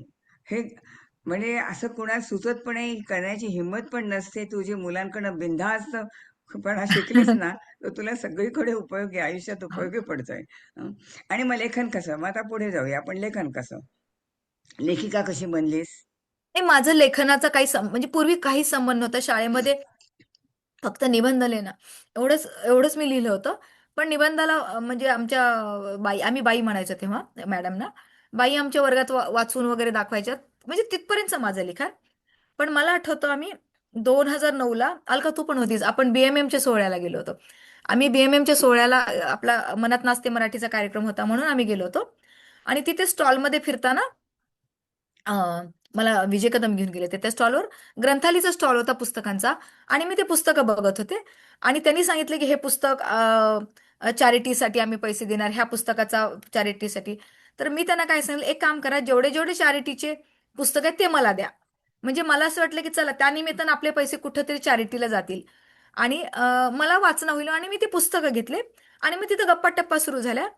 मग ते म्हणाले की, मी म्हणे मी कधी लिहिलं नाही पण मला वाटतं खूप काही डोक्यात असतं माझ्या, खूप काही. तर ते म्हणे तुम्ही लिहायला लागा. तर मी म्हणलं मी कधीच लिहिलेलं नाही किंवा कसं लिहायचं हेही मला माहित नव्हतं. म्हणे नाही लिहायचं. मग मी त्यांचं फक्त कार्ड उचलून आणले होते आणि देवला काय सांगितलं की देव, आपण मला आता हे लिहायचे कधीतरी. मग त्याच्यानंतर 2000, मला वाटतं 2009 होतं ना अलका, आपण गेलो होतो ते. हां, त्याच्यानंतर मी असं सांगितलं देव आता ना मला, कारण आमच्या मुलं म्हणजे अगेन ते तेव्हा तुम्हाला माहिती की पहिले वर्ष मी दत्तक घ्यायचं म्हणून चालले होते. आणि त्या पुस्तकामध्ये आहे की तो आता नाही च होय मध्ये आपलं स्वतःचं मूल करायचं. मग तो ट्रान्झिशन पिरियड माझ्यासाठी खूप अवघड गेला, खूप म्हणजे खूप अवघड गेला. मग देवला म्हणाले की देव मला आता ना थोडा ब्रेक घ्यायचा आहे, नोकरी सोडायची. तोपर्यंत माझं नोकरी वगैरे खूप छान चाललं होतं. माझं सगळं व्यवस्थित होतं. फॅनिमीमध्ये होते तेव्हा मला पार्ट टाइम मिळत होतं, पैसे वगैरे चांगले मिळत होते. तर मी देवला सांगितले की मला थोडा ब्रेक घ्यायचा आहे आता. आणि मला मनासारखं, मला जे जे माझी इच्छा राहिल्या त्या मला पूर्ण करायची, मनासारखं लाईफ थोडं जगायचं. आणि त्यांनी हो म्हणाला मला. आणि मग मी त्या काळात मग मी म्हणलं ओके काय करायचं, मला ओके जे माझ्या मनात आहे ते मी लिहेल. पण मला हे माहित नव्हतं की लिहायचं कसं असतं. की मला हेही कळत नव्हतं कथा काय असते, कादंबरी काय असते, लघुकथा काय असते. मला काही काही कळत नव्हतं ते. पण मला एक माहित होतं की जाऊ दे, जे मनात आहे ते लिहित जायचं, जसं येईल. भाषा कशी असते, त्यामुळे माझं पहिलं पुस्तक बघा, मनातले वाटोळी वाचलं असेल तर, त्यात पुस्तकी भाषा आहे. मला हे माहित नव्हतं की आपल्या बोलीभाषेत पण लिहायचं असतं, हे पण मला माहित नसतं. किंवा त्याचं सुरुवात एंड मला काही माहित नव्हतं. जे मला लहानपणापासून जे समाजामध्ये मी गोष्टी बघितल्या होत्या, जे की माझ्या मनात घर करून बसलेल्या होत्या, की असं कसं आपल्या मनात येतं ना रे, असं कसं, असं काहीतरी, जे ज्या ज्या गोष्टी माझ्या मनात होत्या, मी त्या त्या तशा तशा तशा लिहित गेल्या. आणि जे माझ्याकडे कार्ड होतं ग्रंथालयाचं, मी त्यांना ते पाठवून दिलं. पण लकीली त्यांनी ते वाचलं. आणि त्यांनी ते हो म्हणाले पुस्तक करायचं. आणि तसं माझं पहिलं पुस्तक झालं. म्हणजे हे आपल्या कुणाच्या मनात सुद्धा येणार, हिंमतच नाही होणार याची कल्पना. त्यातून तू आपला मार्ग शोधलास. अमेझिंग, खरंच अमेझिंग आहे. आणि मग तुझ्या बऱ्याच वेळा शारीरिक खूप अडचणी आल्या ना तुला, अ, हो. त्यातून कसा मार्ग काढलास? कारण ते एक माणसाला मागे खेचतं. हो, मला शारीरिक अडचणी आल्या, मला काही आजार पण आले. आता काही लोकांना माहित असेल, अलकाला पण काही माहिती आहेत. पण म्हणजे एक मात्र मी एक ठरवलं की थांबायचं नाही. म्हणजे मला अजून आठवतं मराठी मंडळाचाच कार्यक्रम होता आणि मला पॅरालिसिस झाला होता. तेव्हा तेव्हा काय होतं तो गणपतीचा मिरवणूक होती. आणि मी कुठल्या तरी एका ह्याच्यामध्ये होते. आणि मी आता ऑब्व्हियसली बाजूला, तर मी त्यांना रिक्वेस्ट, म्हणजे मला, म्हणजे मी रिक्वेस्ट केली की जी आमची हे होती की मला एक झेंडा घेऊन शेवटी 2 मिनिटात येऊ दे, कारण ते माझे कॉन्फिडन्स बूस्ट करण्यासाठी. मला माहिती होतं पॅरालिसिस होतं मला, हात हे झाला. ऑफकोर्स कोण म्हणजे आपला डान्स कोण खराब करणार ना. त्यामुळे नाही हो नाही हो चाललं होतं. आणि मला आठवतं एक जण आले, मला वाटतं परा कोणीतरी, की करू दे, काही होत नाही. आणि मी तो झेंडा घेतला. आणि मी एका पायावर एका हातात झेंडा घेऊन नाचत होते. आणि हे एक हाती तसा हाताला अडकलेला होता, एक पाय अडकलेला होता. आणि तो मी असं करत करत नाचत नाचत नाचत गेले. आणि मला जरा बरं वाटलं. कारण मला जेव्हा मी ऍडमिट दवाखान्यात होते, तेव्हा मला असं वाटलं की अरे, अ, पहिल्या दिवशी मला असं वाटलं की अरे आता डिपेंडन्सी आली तर आता काय करायचं, जर मला असं जर राहायला लागलं तर लहान मुलं आहेत, मी काय करायचं. आणि मला आठवतं MRI काढायला मला घेऊन गेले होते. एका ठिकाणी काहीतरी प्रॉब्लेम आला म्हणून मला, तो फायर फायटर असतो ना आपला इथला, तो ॲम्ब्युलन्सवाला, तो घेऊन मला दुसरीकडे तिथं गेला होता. आणि तिकडे गर्दी होती, कारण एकच असल्यामुळे लाईन लागली होती, तर मला लाईन त्यांनी मागे ठेवलं होतं. आणि त्यावेळी मला हे विचारायला की आता काय करायचं. आणि मला तेव्हा माझा कॉन्फिडन्स लूज झाल्यासारखं वाटला की जर डिपेंडन्सी आली माझी दुसऱ्यांवर डिपेंडंट राहायची वेळ तर मी काय करणार. कॉन्फिडन्स लूज झाला, मला घाबरल्यासारखं झालं. मी त्या माणसाला म्हणलं की मला एक पेन पेपर देता का. मी पेन पेपर त्यांनी मला दिला आणि मी त्या अवस्थेमध्ये तिथं मी त्यांनी मला पॅड्सही दिला आणि मी असं हे घेऊन एक तिथं मी लिहिली कविता, ती मी सलमध्ये ती त्या पुस्तकात टाकली आहे की लखव्याने मारले, आता माझ्याकडे नाही आता. तर ते मी तिथं लिहिलं आणि मी ठरवलं की आता आपल्याला बिझी स्वतःला ठेवायचं. मग ते दुसरं डिस्चार्ज झालेल्या दुसऱ्या दिवशी मी ते मिरवणुकीत गेले, मी तिथे नाचले. तरी मला तो कॉन्फिडन्स बूस्ट होत नव्हता. म्हणजे मी हे प्रयत्न करत होते, मला स्वतःला कॉन्फिडन्स बूस्ट करायचा आहे की आपण करू शकतो म्हणून. मग त्याच्यानंतर बाहेर आलो. बाहेर ते मिरवणूक सोहळ्याचा सुरू होतो आणि तो ढोलकीवाला वाजवत होता. मी त्याच्यासमोर गेले आणि मी वेड्यासारखी नाचत होते, एकाच पायाने आणि एकाच हाताने तो पाय खडत. आणि तो नाचताना मला हात माझा हल्ला, मला जाणवलं की माझा हात हलतोय. ढोलकीच्या त्याच्यावर मी नाचताना पाय खरडत असले, हात हलतोय. आणि मला तिथे कॉन्फिडन्स आला की आय कॅन डू इट. हे मला तिथे, मी ते थँकफुल ऑलवेज, लाईफ लॉंग त्या ढोलकीवाल्याची मी थँकफुल असेल की त्याने थांबवलं नाही. म्हणजे मी नाचत होते, तो वाजवत होता आणि तिथे मला कॉन्फिडन्स आला की नाव आय कॅन डू इट. आणि मी घरी येऊन मी फिजिओथेरपिस्टला, नवरा जायचा ऑफिसला, मुलं तो डे केअरला म्हणजे ते शाळेमध्ये प्री स्कूलला जाऊन सोडून जायचा, 2-2.5 वर्षाची मुलं. मी घरात एकटी प्रयत्न पडायची, 1000 वेळा पडायची, पण उठून चालायचे. कारण माझ्या वडिलांना मी हे लहानपणी मी पहिलीला असताना बघितलं होतं. माझ्या वडिलांना सेम झालं होतं ना. माझ्या वडिलांना पॅरालिसिस झाला होता, बोलायला येत नव्हतं. ते गोट्या तोंडात ठेवून आ ई पासून शिकले होते. मी शिकवलं होतं त्यांना आई बापरे. एबीसीडी उच्चार मी शिकवले होते. मी वडिलांना हाताला धरून चालायला बाहेर, घरात ते पहिले दोरीला धरून चालायचे, मग बाहेर चालताना मी त्यांचा हात धरून असा मी त्यांना चालवलेले. हे सगळं मी लहानपणी बघितले. म्हणजे माझ्या वडिलांची विल पॉवर मी बघितलेले. माझे वडील विल पॉवरमुळे कसे पुन्हा कोर्टात, ते म्हणायचे मी कोर्टात जाणार, उभं राहणार. कारण त्यांना बोलतात येत नाही, कोर्टात कसे जाणार, कोर्टाचा व्यवसाय तर बोलायचा आहे. पण ते कोर्टात गेले, त्यांनी केसेस सुरू केल्या. भले त्यांना बोलता येत नव्हतं, भले त्यांना चालता नीट येत नव्हतं, पण त्यांनी सुरू केलं. हे मी लहानपणापासून बघितलं होतं. आणि तेच मी स्वतः घरी पडून म्हणजे पडून हे करून मी फार लवकर रिकवर केलं माझं तो आजारपण. असे मला बरेच आजार आले, बऱ्याच गोष्टी आल्या. पण मी हे केलं. नंतर लाईम डिसीजचं तर अशी अवस्था होती की ते दोन्ही औषध नाही लागू झाले, इनलाईन केलं होतं. आणि आता म्हणलं देवलाही कसं सांगितलं, हे बघ देव, मला बेडवर मरायचं नाही, इन केस काय होईल, वर्स्ट अँड वर्स्ट काय होईल की माणूस मरतो, एवढंच होतं ना. मला मला बेडवर मरायचं नाही, मला फिरून मरायचे. ते सलाईन आम्ही औषध जे सगळं ते कुलकेजमध्ये घेतलं, बर्फात ठेवलं, ते बदलायला लागायचं मांडीला टोचून, कंडक्टरची बॅग सरकारकडून त्यात दिलं. आम्ही फिरायला गेलो पूर्ण अटलांटिक सिटी, न्यूयॉर्क, म्हणजे बाहेर फिरायला गेलो आणि फिरत फिरत फिरत मी ते आजारपण हे केलं. म्हणजे मी अशी मात करत होते, झोपली नाही. मी आजारी आहे आणि मी झोपले असं नाही कधी केलं. मी बिझी ठेवलं. मी त्या काळामध्ये ते सल पुस्तक बेड, मला हालता येत नव्हतं. म्हणजे एनर्जी झिरो असायची. पण मला थोडीशी एनर्जी सांभाळून ठेवायला लागायची, कारण माझी मुलगी माझ्याशिवाय आंघोळ करत नव्हती, माझ्याशिवाय जेवत नव्हती.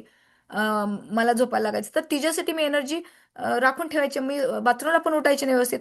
त्या अवस्थेत मी कम्प्युटर देवला मांडून ठेवून जायचं माझ्या बेडवर. मी अशी मला एका कुशीवरून दुसऱ्या कुशीवर पण जाता येत नव्हतं. मी अशी करून मी ते पुस्तक, सल हे पुस्तक मी त्या त्या अवस्थेत लिहिले. म्हणून ते माझ्यासाठी खूप महत्वाचं आहे. पण त्यांनी असं झालं की मला मेंटली स्टेबल ठेवलं. मला दुःखात नाही ठेवलं की अडचणीत नाही ठेवलं, अरे मला असं आहे आता काय. किंवा मी फेसबुकवर ऍक्टिव्ह राहायचे. आणि तरीही मला असं थोडंसं सायंकाळपर्यंत थोडंसं माझं, ऑफकोर्स मी ह्युमन आहे, डल वाटायचं. तर मी एक गाणं आहे मला आठवतं, देवा श्री गणेशा. शेजारी पाजारी गेलेले असायचे, टाउन हाऊस होतं, शेजारी होते. तर मी ते जोराचा आवाज करायचे आणि ते गाणं लावायचे. तर म्युझिक थेरपी. तर ते काय करायचं, पहिल्यांदा मला काही नाही वाटायचं, दुसऱ्यांदा असं 3-4 वेळा ऐकलं की मग मला मला उत्साह यायचा. मग मी फ्रेश व्हायचे. मग मी आपोआप आपोआप चार्ज व्हायचे. आणि 4-5 वाले की मी ते चार्ज व्हायचे. आणि मुलं आणि नवरा आले की मी परत नॉर्मल सगळं आणि व्यवस्थित मुलांचं करायचं. तर मी असं मात करत गेले प्रत्येक गोष्टींवरती सगळं. अमेझिंग. तुझं हे किती गप्पा ऐकत राहिल्या ना, तर प्रत्येक वेळेला आश्चर्य वाटत जातं की तुझा सेल्फ कॉन्फिडन्स काय आहे, बिनधास्त वृत्ती कशी आहे, आणि कुठलंही संकट आलं तरी मी पुढे जाणारच. अमेझिंग वृत्ती आहे, खूप खूप शिकण्यासारखं आहे. पण आता आपल्याला इथून पुढे जायला पाहिजे. तेव्हा आता तू सिनेमाकडे वळूया. तू वळलीस कशी सिनेमाच्या क्षेत्रात? तुला काही माहित नव्हतं मूवीचं? नाही, मला मूवीचं काही कॉम्प्युटर माहित नव्हतं. इंजिनिअरिंग आहे, नोकरी सगळी झाली, लेखाण आलं, पण तिथून सिनेमाचं कसं आलंय डोक्यात? नाही आणि मला ते पण म्हणजे, जमलं कसं? नाही जमवलं म्हणजे ते अगेन तुम्ही म्हणता ना की आली लहर केला कर सारखं झालं होत जातं माझं ते. पण म्हणजे ऍक्च्युली काय झालं, सिनेमाचं काही तसं माझ्या डोक्यात नव्हतं. पण मला असं होतं की हा, मराठी मंडळात मी कधी कधी कार्यक्रमात वगैरे भाग घ्यायचे. छोट्या स्किटमध्ये कुठं स्टेजवर काहीतरी काहीतरी कुठंतरी मी असायचे, नाही असं नाही. पण शाळेमध्येच जे काही होते ते मी 10वी पर्यंत गॅदरिंग, म्हणजे गॅदरिंग तर नसायची आमच्या इथे. 26 जानेवारीला एक कार्यक्रम व्हायचा आमचा सगळ्या शाळांचा मिळून एका ठिकाणी, तर त्यात मी असायचे. पण ट्रिगर कसं झालं ऍक्च्युली आता हे सांगायचं की नाही मला माहित नाही. पण मला नाटकात काम करावं असं वाटायचं, पण लहानपणापासून माझ्या घरच्यांनी मला कधी नाही करू दिलं, कारण वातावरण तसं नव्हतं ना, की नाटकात जर मुलगी कामाला केली तर अगेन त्यांचं तेच होतं की लग्न अवघड जाईल किंवा लोक चांगली समजणार नाहीत वाही असं म्हणाल, काहीतरी त्यांचा क्रायटेरिया असेल. मला इकडे घ्यायचं होतं, पण मला ना मला नाटकात कोणी घेतच नव्हतं, म्हणजे मला घेतलंच नाही. ऑडिशनला गेले तर नाटकात घेतलं नाही. मला एकदा वाईट वाटलं, मी रडायला, म्हणजे माझ्या डोळ्याला पाणी आलं की अरे मला नाटकात घेतलं नाही, ऑडिशन दिलं वगैरे असं. मग मला कोणीतरी म्हणालं की तू तुझंच कर ना, तू लिहितेस पण आता तुझंच नाटक कर. मग मी मला करायचं तर नाटक कशाला करायचं, त्यापेक्षा वरचं काहीतरी करायचं, मग चला आपण मूवीज करायचा. असं कुठेतरी डोक्यात घुसलं होतं माझ्या तेव्हा.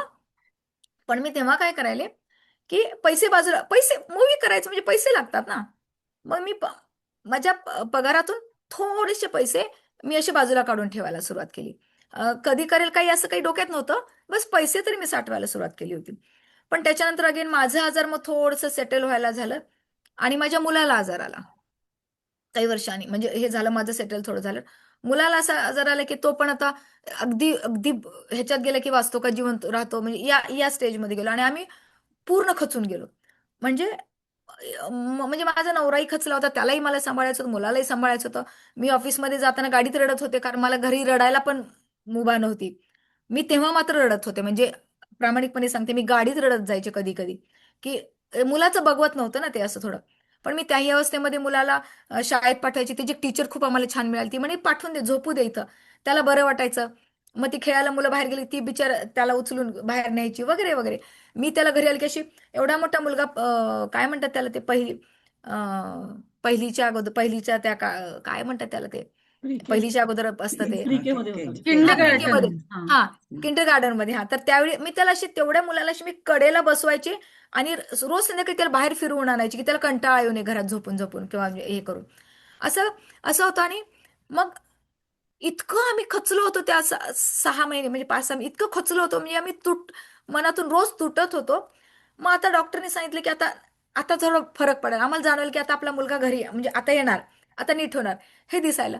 मग मी देवला म्हणाले, देव आता आपल्याला असं, कारण असं काहीतरी पाहिजे की पटकन आपण ह्या मूडमधून दुसऱ्या मूडमध्ये गेलो पाहिजे. कारण तो ट्रान्झिशन, कारण काय होणार, हे 6 महिन्याचं इतकं आम्ही भोगलं होतं किंवा म्हणजे सहन करत होतो. असं आपल्याला आपल्याला काही झालं तर आपण खचत नाही, पण लेकराला काही झालं की आपण खचून जातो. थोडं आम्ही खचलो होतो, तर म्हटलं आपल्याला हे फटकन नाही तर तो 1 वर्ष पुढचं आमच्या मनावर रेंगाळ असतं, घरातलं तेच वातावरण राहिलं असतं. काहीतरी वेगळं करायचं, तर मला काय करायचं, मला वाय नॉट मूवी, असं करत तेव्हा माझ्या डोक्यात आलं की मूवीला हे करायचं. मग मूवीचं तर काही माहित नव्हतं, काहीच माहित नव्हतं, काही संबंध नाही.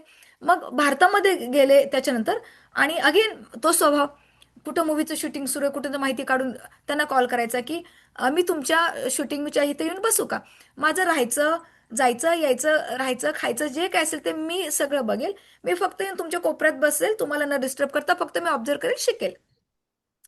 मला हो म्हणाले लोकांनी. मग असं मी 2 ठिकाणी 2 वेळा गेले. आणि ते मग त्यांचा ब्रेक असतो तेव्हा मग हळू जेवता, म्हणजे ते जे ब्रेक असेल तेव्हा मग विचारायचं, काही शंका असतील, काही कॅमेराचं अँगलचं सगळं बाकी. असं करत मी असं शिकले फक्त 2 वेळा तिथं, आणि आले. आणि मग ठरवलं की चला आता आपल्या मूवीला लागायचं, मग ती स्क्रिप्ट लिहायची. मग मग तिथून ऍक्च्युअल माझं मूवीचं प्रोसेस तिथून खरी सुरू झाली. अमेझिंग. म्हणजे तुझं ऑब्झर्वेशन स्किल, लोकांशी कसं जमवून घ्यायचं, कसं काढायचं, हे अगदी आश्चर्य, खरंच आश्चर्य होतं या सगळ्याचं. तर मग आता तू थोड्याशा मूवी बद्दल, त्याला तुझ्या मूवीला पहिले खूप हे अवॉर्ड्स मिळाली खूप, हो, किती देशामध्ये दाखवला गेला तो. हो, आणि मला मग मी, हो, मग आता बरोबर. थोडीशा क्लिप्स दाखवशील का मूवीचा, काहीतरी मूवी बद्दल हो, सांग. मी पहिल्या मूवीचं ट्रेलर दाखवते. हा. आणि पहिला मूवी असा होता की तो आर्ट मूवी होता, आणि मला तो इंटरनॅशनल फिल्म फेस्टिवलसाठीच करायचा होता, तो ठरवून केला होता. आणि अ, म्हणजे तो मी 14 देशांमध्ये फिरवला होता. आणि बरं. त्याला 101 लॉरेल्स मिळाले, त्याच्यामधले 35 विजयी पुरस्कार आहेत, आणि हे पुरस्कार फक्त मी इंटरनॅशनल फिल्म फेस्टिवलचे धरलेत.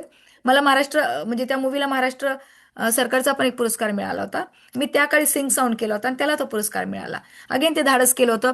लोकांनी मला खूप सांगितलं की असं रिस्की होईल, एवढं रिस्क मोठी घेते, पण मला माहित होतं की सिंग साऊंड केलं तर किती फायदा होणार, किती चांगला होणार.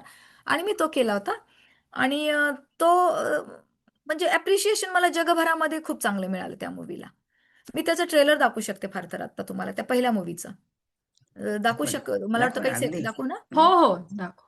चालेल. एकच मिनिट मी शेअर करून घेते अगोदर, एक मिनिट ते काढते.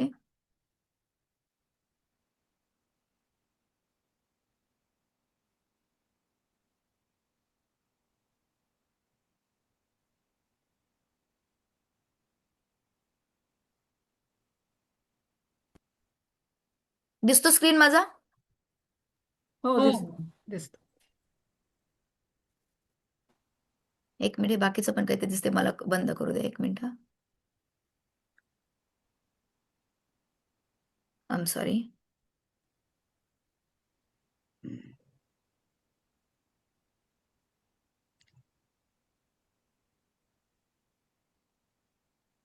ओके, चालू करते हा.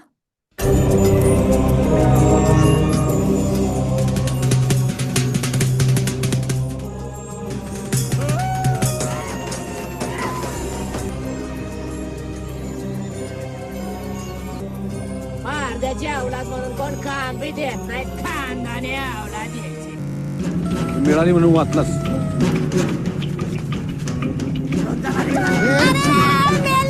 तुझी गार भरली हलकट. नव्याकड जाऊ गावात राहून या शिक्षण घेऊ मनसावानी मनसात राहू उद्धार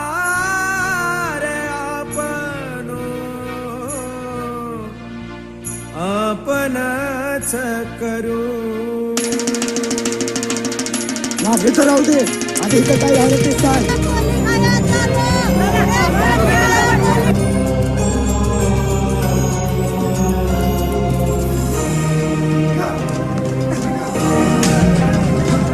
अरे याड्या सापडली का रे चिंदी?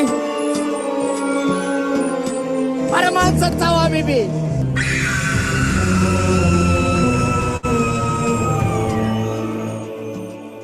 दुसरं सुंदर, खूप सुरेख. आणि तू हा मूवी स्वतः लिहिलास, त्याच्या ऍक्टिंग, डिरेक्शन, प्रोडक्शन सगळं केलंस. हो. अमेझिंग, खूपच. हो, आणि म्हणजे मला हे माहित नव्हतं की स्क्रिप्ट कशी लिहायची, तेही मला माहित नव्हतं. आणि सांगायला कोणी इंडस्ट्रीमध्ये तसं सांगत नाहीयेत म्हणजे. पण मग मी एक विचार केला की कसं असेल, मला काय असतं मला माहित नाही, आपल्याला कसं करायचं एवढं माहित होतं. तर मी काय केलं की मी सिनेमा डोळ्यासमोर व्हिज्युअल करत गेले. ओके, मला हा फ्लो असतो ना की अख्खा सिनेमा डोळ्यापुढे करत तसा तसा तसा लिहित गेले. ह्याच्यानंतर हे येणार, ह्याच्यानंतर हे येणार, ह्याच्यानंतर हे दाखवायचं, असं करत लिहित गेले. म्हणजे त्याच्यामुळं पहिल्या ह्याच्यामध्ये असं खूप हे पण दिसेल की फ्लोमध्ये थोडंसं पहिल्यांदा पहिला पार्ट थोडा स्लो गेला, कारण तेव्हा माहित नव्हतं ना की कसं फास्ट पळवायचं किंवा काय लोकांना आवडतं काय नाही. ज्याला मला जसं जसं जसं येतं तसं तसं करत गेले होते. पण मी तो स्वतः लिहिला, स्वतः डिरेक्ट केला. आणि सगळी टीम इथं राहून इथं बसून मी इंडियाची टीम जमवली. आणि फक्त एकदाच गेले त्या भारतामध्ये, जेव्हा की मग मी ऑडिशन पण घेतलं धाराशिवला, म्हणजे आमच्या उस्मानाबादला. आणि जी काही टीम मी इथून फोनवरती वगैरे बोलून बसले होते ते निवडली. एक जण मला आपले अतुल पत्के आहेत ना, त्यांनी पण त्यांच्या एका मित्राचा कॉन्टॅक्ट दिला होता, त्यांनी एक जण आम्हाला दिले होते. असे ओळखी ओळखीतून पण तिकडून इंडस्ट्रीमधल्या काही ओळखीतून असं करत करत मी टीम जमा केली. माझं एक होतं की मी स्वतः भेटून बोलून टीम जमा करणार, कारण पहिलं असतं की ऐकून असतं ना आपण, इंडस्ट्री खराब आहे, इंडस्ट्री अशी आहे, इंडस्ट्री तशी आहे. दोन गोष्टी मला हे बघायच्या होत्या की त्या माणसासोबत मला दिवसरात्र बसून काम करायचं, त्यामुळे तो मनुष्य चांगला असला पाहिजे, म्हणजे मला असं कम्फर्टेबल वाटलं पाहिजे त्यासोबत बसून बसून बोलायला, काम करायला. मी काम किती आहे ते नंतर ठेवायचे. दुसरा मुद्दा होता की त्याला स्त्रीची ऑर्डर घ्यायला आल्या पाहिजे, कारण भारतामध्ये थोडं असतं ना, अर्थात प्रोफेशनली लोक तसं पाळतात, पण काही लोकांना असतं की मुलीबरोबर काम करायचं किंवा मुलगी डिरेक्टर, तिच्या ऑर्डर घेणं हे पण असतं ना. तर ते त्यांना अडचण नाही ना, ह्या गोष्टी मला बघायच्या होत्या. मग तिसरं मी कामाचं बघायची की किती कामाला, काम कमी आलं तरी त्यांना चालेल थोडंसं, पण ह्या दोन गोष्टी असल्या नाही पाहिजे. म्हणून माझी टीम मला खूप छान मिळाली, खूपच छान. म्हणजे पहिली चित्रपटाची टीम म्हणजे ते मला काहीच माहीत नसताना, नवखी असताना मला ती चांगली मिळाली होती. आणि कलाकार तर सगळे आम्ही उस्मानाबादचेच घेतले होते, कारण तो हा एका ट्राईबवरती म्हणजे तो पारधी समाजावरती सिनेमा होता. त्यामुळं आम्ही प्रयत्न केले की इकडचे तिकडचे, पण एकतर मराठवाडी भाषाच कोणाला येत नव्हती, आणि दुसरी म्हणजे ती पारधी भाषा, म्हणजे जे आता गाणं ऐकलंच असेल तुम्ही त्याच्यामधलं, त्यांची थोडीशी वेगळी भाषा आहे, तर ती आली पाहिजे असं होता अट्टास. त्यामुळे कलाकार इकडचे घेतले. पण ते सगळ्यांना अवॉर्ड्स, अगदी हॉलिवूडपर्यंत इथं पर्यंत आला ना तो मूवी, आणि अवॉर्ड्स मिळाले. आणि त्याच्यामध्ये मी पण काम केलं, म्हणजे माझं काम करायचं काही तेव्हा नव्हता, कारण मला डिरेक्शन करायचं होतं. पण मुलगीच मिळत नव्हती त्याच्यामध्ये. तो चांगला रोल होता, आणि पुण्या मुंबईकडे ढिगाऱ्यानं मुली मिळत होत्या, पण त्या एकदम शुद्ध शहरी बोलत होत्या. आणि माझं असं होतं की त्यांना ठरवलं जरी त्यांनी ग्रामीण बोलायचं, तर ते फटकन मध्ये ते शब्द येतात. शुद्ध म्हणजे अशुद्ध सोडा, आम्ही नाही म्हणतो, आम्ही न म्हणतो, मराठवाडी लोक न म्हणतो. पण त्यातून आम्हाला ती पारधी भाषा जमली पाहिजे, कारण आम्ही काही काही शब्द मराठीमध्ये ते घातले होते, थोडा तो टच तो दिला होता. त्यामुळे किती म्हणजे आता शेवटचे 11 दिवस राहिल्याने मला मुलगी मिळत नव्हती. मग मी सांगितलं आता बास, आता मीच उभी राहते. कारण आता नवीन मुलगी आणणार, तिला इथून तयार करणार, म्हणजे वर्कशॉप देणार, कारण बाकीची मुलं सगळे वर्कशॉप देऊन तयार झाले होते. ते आता वेळ नव्हता, मीच उभी राहते, म्हणून मी त्याच्यात गेले. आणि मला 5 ठिकाणी, 5 इंटरनॅशनल फिल्म फेस्टिवलमध्ये बेस्ट ऍक्ट्रेस अवॉर्ड मिळाला त्या चित्रपटासाठी. अरे वा. अगं, लोक मूव्ही किंवा अशी कुठली कल्पना आली तर करू करू म्हणून अर्धा जन्म घालवतात. तू ते 2 महिन्यात 3 महिन्यात सगळं मनात आलं, केलं, नाही म्हणा ना, आली आली लहर, लहर केला कर, आली लहर केला केला कहर. कर. आणि आणि हे मी 3 महिन्यात, पहिला चित्रपट मी ऑफिसमधून सगळं इथून प्रिप्रोडक्शन इथून करत होते, सॉरी अमेरिकेतून केलं. आणि माझे ऑफिस एवढं चांगलं होतं बिचारं, त्यांनी मला आय एम ऑलवेज थँकफुल ऑफिसचं, त्यांनी मला 3 महिने सुट्टी दिली भारतात मूवीला करायला जायला. आणि कौतुकाने दिली, खूप कौतुकाने दिली. आणि मी गेले, ते मूवी केला, आणि 3 महिन्यात मी सगळं करून वापस आले. 3 महिन्यात ही प्रोसेस केली होती मी सगळी तेव्हा. तुम्ही या मुलांना तू ट्रेनिंग द्यायला पाहिजे, हे कसं, आणि आम्हाला सुद्धा हे कसं सगळं जमतं. तेव्हा आता आपल्याला वेळ पण संपत आलाय, तर तेव्हा तू दुसऱ्या मूवीज, आता जबराट जो मूवी आलाय ना, हो त्याबद्दल थोडं दाखव. हा. हो, जबराट मूवीचं पण अगेन आता आज गोविंद काका पण आलेले तिथं ना, तर आय थँकफुल टू गोविंद काका आणि अनिलजी, का त्या दोघांमुळे हे शक्य झालं. कारण दुसऱ्या मूवीला माझ्याकडे पैसे होते, पण मला आणखीन फायनान्सची गरज होती. आणि मला गोविंद काकांनी पहिल्या चित्रपटाच्या वेळीच सांगितलं होतं की तेव्हाही त्यांनी दाखवली होती तयारी, आणि दुसऱ्यांनी. पण माझं पहिल्या चित्रपटाच्या वेळी होतं की मी दुसऱ्यांचा पैसा नाही घेणार, कारण मी शिकत होते. त्यामुळे काय होईल मला माहित नव्हतं, पैसे वाया जातील का येतील माहित नव्हतं, अंदाज नव्हता ना. त्यामुळे मला दुसऱ्यांचे पैसे नव्हते घालवायचे, जे होईल ते माझं होईल. आणि माझा एक कॉन्सेप्ट होता की आपण काय करतो, इंजिनिअरिंगला ऍडमिशन घेतो, मेडिकल ऍडमिशन घेतो, तर हेतू काय असतो की आपल्या त्याच्यावर फ्युचर व्हावं, किंवा आपण मुलांनाही आता पैसे आपण मुलांसाठी घालतो, तर त्याच्यातून आपण म्हणजे शिकायला पैसे घातलेले असतात, तर तसे मी ते पैसे घालणार. ते पहिला मूवी हा माझ्या शिकण्यासाठीचा पण होता. पण मला तेव्हा काकानी, गोविंद काकानी हे सांगितलं की दुसरा कुठलाही तुझा प्रोजेक्ट असेल, मी तुझ्यात आहे, असं तेव्हा मला सांगितलं होतं. आणि जेव्हा दुसऱ्या प्रोजेक्टची माझी तयारी सुरू झाली, मी गोविंद काकाला विचारलं. एका क्षणात गोविंद काकानी हो म्हणाले. गोविंद काका आहेत का इथे, त्यांनी एका क्षणात हो म्हणाले. मग आणखीन आम्हाला एक पार्टनर पाहिजे होता, आणि आम्ही काय केलं, अनिलजी म्हणून आपल्याच हंडन नाही, मध्ये राहतात, पंजाबी मनुष्य बघा, आपण मराठी, पण त्यांनी पल्याडवासी बघितला होता, कारण ते अभिजित हरेरचे मित्र होते, आणि ते त्यांच्यातर्फे आले होते मूवी बघायला. म्हणजे फक्त त्यांनी तो मूवी बघितला होता, आणि त्याच्यानंतर त्यांना मूवी काढायचा होता, म्हणून त्यांनी मला 1-2दा फोन केले होते, आणि मी त्यांना सांगितले होते. मी कोणालाही विचारते, मी सगळं सगळं सगळं म्हणजे असं नॉलेज देत असते. तशी आमची तेवढीच ओळख. पण मी त्यांना विचारलं की मी असा मूवी करते, आणि तुम्हाला यायचंय का. त्यांनी म्हणाले की ओके, मला एक एक वेळ दे, 1-2 दिवस दे फक्त विचार करायला. आणि त्यांनी सांगितले ओके, मी आय मीन. आणि असे करून हे दोघं आले माझ्यासोबत, आणि हे दोघं आले, आणि आम्ही मिळून, आणि ह्या दोघांनी मला अगेन पूर्ण विश्वास टाकला. नाहीतर काय होतं, प्रोड्युसर दुसरे आले की डिरेक्टरला हे होतं, बंधनं येतात, त्यांच्या मनासारखं करावं लागतं बऱ्याच गोष्टी. पण ह्या दोघांनी मला पूर्ण फ्रीडम दिलं, पूर्ण फ्रीडम दिलं. म्हणजे तो महत्वाचा मुद्दा की त्यांनी विश्वास टाकला. आय एम थँकफुल त्यांचे. पण नेहमी म्हणतेस की विश्वास टाकणं ही खूप पहिली पहिली महत्वाची बाब होती, की त्यांनी माझ्यावर विश्वास टाकला. आणि असं करून मग हा दुसरा चित्रपट आमचा सुरू झाला. मग त्याच्यामध्ये पण खूप चॅलेंजेस आले, खूप अडचणी आल्या, पण करत करत मात करत. आणि मी 2 महिने इकडे असायचे, 2 महिने तिकडे असायचे, कारण माझी मुलं मोठी झाली होती, मुलं इथे ठेवून गेले होते. पहिल्या चित्रपटाला मुलं सोबत घेऊन गेले, त्यामुळे मला चिंता नव्हती. ते माझी चिप्पू, एक पोरगी तर माझी ऑलवेज कडेवर असायची, चिप्पूसारखी माझ्या मागं असायची. आणि ते मी असं करत करत पहिला मूवी केला होता. पण आत्ताच्या या मूवीला मुलं इथं असल्यामुळे मी 2 महिने इकडे यायचे, 2 महिने तिकडे जायचे. असं करत करत तो मूवी केला, रिलीज झाला आणि चांगला चालला तो मूवी. आवडला लोकांना. मी त्याचा पोस्टर आता दाखवते किंवा ट्रेलर त्याचं दाखवते. ते दाखवू का मी? आहे का वेळ तेवढा? अगदी अगदी अगदी जरूर दाखव, जरूर एकच दाखव. मिनिटात मी दाखवते. हा,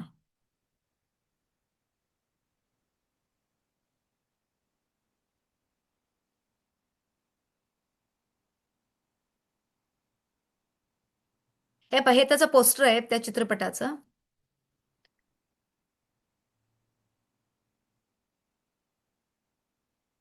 आणि हे एक पोस्टर आहे. आणि एवढी कलाकार होते आणि चांगले होते. संजय मोनी होते, सुरेखा कुडची होत्या, जयवंत वाडकर होते, गणेश यादव होते. आणि हे सगळे नवीन. ही जी मुलगी आहे ना, ही दिसते ना, माझा माऊस दिसतो, ही मुलगी मिस मिस इंडिया 2019ची, आपल्या मिस इंडिया आपल्या चित्रपटात होती. हम्म. आणि हे हे टीव्ही सिरियल मध्ये वगैरे हे केलेले आहेत. ही पण सिनेमामध्ये केली होती. हा एक डान्सर आहे, बेस्ट डान्सर. आणि आता मी ट्रेलर दाखवते. श्री छत्रपती शिवाजी महाराजांचे भक्त होते. केली प्रतिज्ञा, लागलोय कामाला. त्यामुळे आता मागं वळून बघायचंच नाही. तू आणि मी आणि तुझा मित्र बाजूला जाऊन सारखा कोणाशी बोलत असतो रे? तुझ्या मित्राला कोणी आवडते का? आपली मुलं आपल्या पसंतीने प्रेम करतात, पण मुली आपल्या विश्वासाने. मी and you.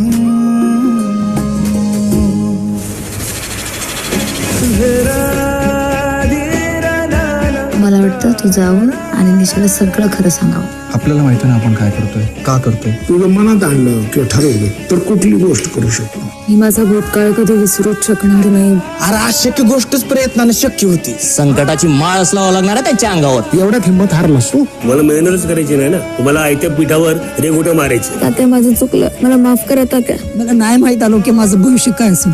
I can't live without you. आपल्या या परिस्थितीमुळे तू तिला नाही म्हणतोस ना? मी पण पाहतेस तू कसं माझ्या पहिल्या प्रेमाला स्वीकारत नाही.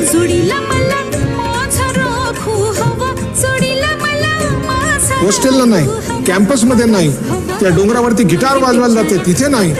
दुपारपासून गायब आहे, फोन बंद आहे त्यांचा. किडनॅपिंगची शक्यता वाटते. आपल्याला पोलीस कंप्लेंट करावं लागेल. मी तुझा दुश्मन, तू माझा दोस्त. ए सुरदास, आता ना मी तुला शेवटचा विचारतो, कुठं नेणार आहेस लक्ष्मीला. सावध होत. प्रत्येक बाबींचा बॅकअप प्लॅन तयार ठेवावा लागेल आपल्याला. जे काय करणार ना ते एकदम असं जबराट असतं. आणि त्यासाठी आम्ही काही करू, काही काहीही.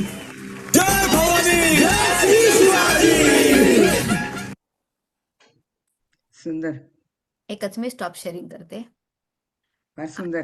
असा हा, चित्रपट. आपला वेळ पण संपला आलाय. हा चित्रपट, मला एक सांगायचं, हा चित्रपट होताना इतक्या अडचणी आल्या. आणि गंमत म्हणजे हा चित्रपट सुरू होताना माझा पाय पडला घाईघाईमध्ये. व्हॅनिटी व्हॅन मधून उतरत होते, पावसाळी वातावरण होतं, पाय घसरला, पाय तुटला आणि डान्सचे सिक्वेन्स होते.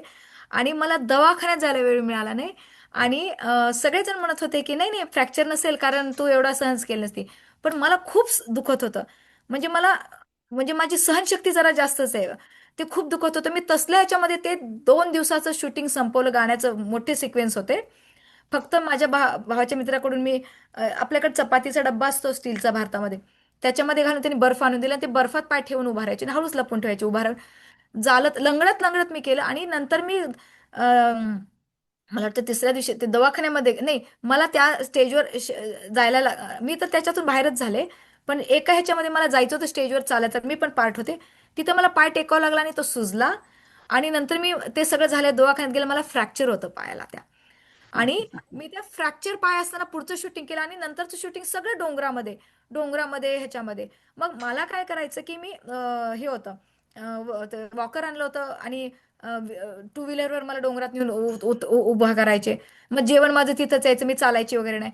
पण मला रेस्टरूमला जायचं होतं व्हॅनिटी व्हॅनकडे. एक मुलगाने मला 2 व्हीलरवर बसवलं, तो माझा असिस्टंट होता. आणि तो जाताना थोडंसं खड्डा चुकवायला म्हणून त्याने एकीकडे झाला, तिकडे हौद होता हॉस्टेलचा, तिथे पाय अडकला. परत तिथे पडले, पाय दुमता तिमता झाला, मुरगळला पण आणि डबल फ्रॅक्चर आलं. नंतर तरी मी शूटिंग नाही थांबवलं. गोविंद काका पण होते. ते दवाखान्यात आम्ही गेलो, 2 तास फक्त थांबलं. तिथून मी इन्स्ट्रक्शन देत होते पुढच्या सीन लावायचे. मी तिथे गेले, परत पायाला हे केलं. बोटांचे तिथे असल्यामुळे फ्रॅक्चर ते बँडेज करता येत नव्हतं. परत मी व्हीलचेअरवर आला आणि उरलेलं शूटिंग मी सगळं व्हीलचेअरवर केलं. आणि पहिल्या शूटिंग नंतर मला 3ऱ्या मजल्यावर शूटिंग होतं कॉलेजच्या बिल्डिंगच्या. आणि पावसाळी दिवस मला मला नको होतं की कोणी पुरुषांनी मला धरून उचलायचं. तर मी बसून पायऱ्या म्हणजे बसून असं ना, एक पायरी बसून बसून चढत चढत अशी मी 3ऱ्या मजल्यावर जात होते. नंतर व्हीलचेअरवर डोंगराच्या दरीत उतरायचं होतं, तर लोकांनी असे 4 लोक जसे 4 बाजूला धरून व्हीलचेअरला असे उचलून मला नेऊन उभा करायचे. मी त्याच्यानंतर बऱ्याच सीनमध्ये होते, माझे बघा पाय असे झाकलेले आहेत कारण ते दिसून नये, प्लास्टर ते बँडेज बांधलेलं, बँडेज सगळं असं करत. म्हणजे मी अख्खं शूटिंग मी त्या मोडलेल्या पायामध्ये, मी त्याचा पार्ट असताना सुद्धा हा सिनेमा पूर्ण केला. बापरे, फार सुंदर. अगं जितकी बोलशील ना तेवढं ऐकत राहावंसंच वाटतं. आणि आता पुन्हा असं वाटतं मला जमत नाही असं म्हणणं सुद्धा, त्याची सुद्धा आम्हाला लाज वाटेल तुझं नाही ऐकून. नाही म्हणजे इम्पॉसिबल काहीच नसतं, फक्त आपण करायचं असतं. मला एवढं माहिती आहे. तेच, इम्पॉसिबल काहीच नसतं. मनात फक्त आलं की करायचं. ते करायचं म्हटलं आणि जिद्दीने केलं की होतं. वा, म्हणजे फार सुंदर काय सांगितलं. आणखीन मी काय करते माहिती का, मला जर सगळे वितर्क कसं पॉसिबल होतं, मी काय करते टार्गेट सेट करते. आणि टाइम आपण काय करतो, टाइम मध्ये गडबडतो आपण युजली. हो करूया, आज करूया, उद्या करूया, असं मग टाइम देतो. मी काय करते, टार्गेट सेट करते आणि त्याच्यामध्ये टाइम ह्या वेळी हे झालंच पाहिजे आणि मी त्याच्यानुसार करते. मग मला दिवस रात्र जागून काम करायची वेळ तरी चालेल, पण मी टाइम नाही मोडत. त्यामुळे काय होतं, माझं वेळच्या वेळी ठरलेल्या वेळी हे होत जातं असं प्लॅनिंग. आणि माझं बॅकअप प्लॅन पण असतो आणि बॅकअप प्लॅनचा पण माझा बॅकअप प्लॅन असतो. त्यामुळे तसंच गडबडलं तर दुसरं असतं काहीतरी बॅकअप प्लॅन, तिथं गडबडलं तर काहीतरी असं काहीतरी होतं. आणि जरी मग गडबडलं तर आपण थोडं चला तर जे आहे ते ऍक्सेप्ट करायचं, पुढे जायचं, असं करत मी जाते पुढे जे काय ते. सुंदर. अगदी तुला मनापासून खरंच नमस्कार. खूप शिकण्यासारखं, खूप सुंदर आहे तुझं. जरूर सगळ्यांना आम्ही मूवी तुला बघायचं आम्ही पण सांगतो. हो. आणि आपण बंद करूया, चालेल? हो हा, हो. मला आता म्हणे अगदी म्हणजे अनघाताई म्हणतात तसंच मलाही तुला अगदी ढोपरापासून नमस्कार करून सांगायचंय की त्यांना जीवन कळले हो, असं आपण हा, तुझ्या अगदी याचं नाव देऊ शकतो की इतकं सुंदर आयुष्य जगलीस तू आणि जगतेस. तर धाडस, जिद्द, दृष्टिकोन आणि सतत शिकण्याची वृत्ती, authentically showing up for everything that you do with your full self. आणि तू कुठल्या मातीची बनली आहेस असा प्रश्न पडलाय की यू हो, can do anything that you decide you want to do. So thank you so तेच. मच तुझी कहाणी आमच्या बरोबर शेअर केल्याबद्दल.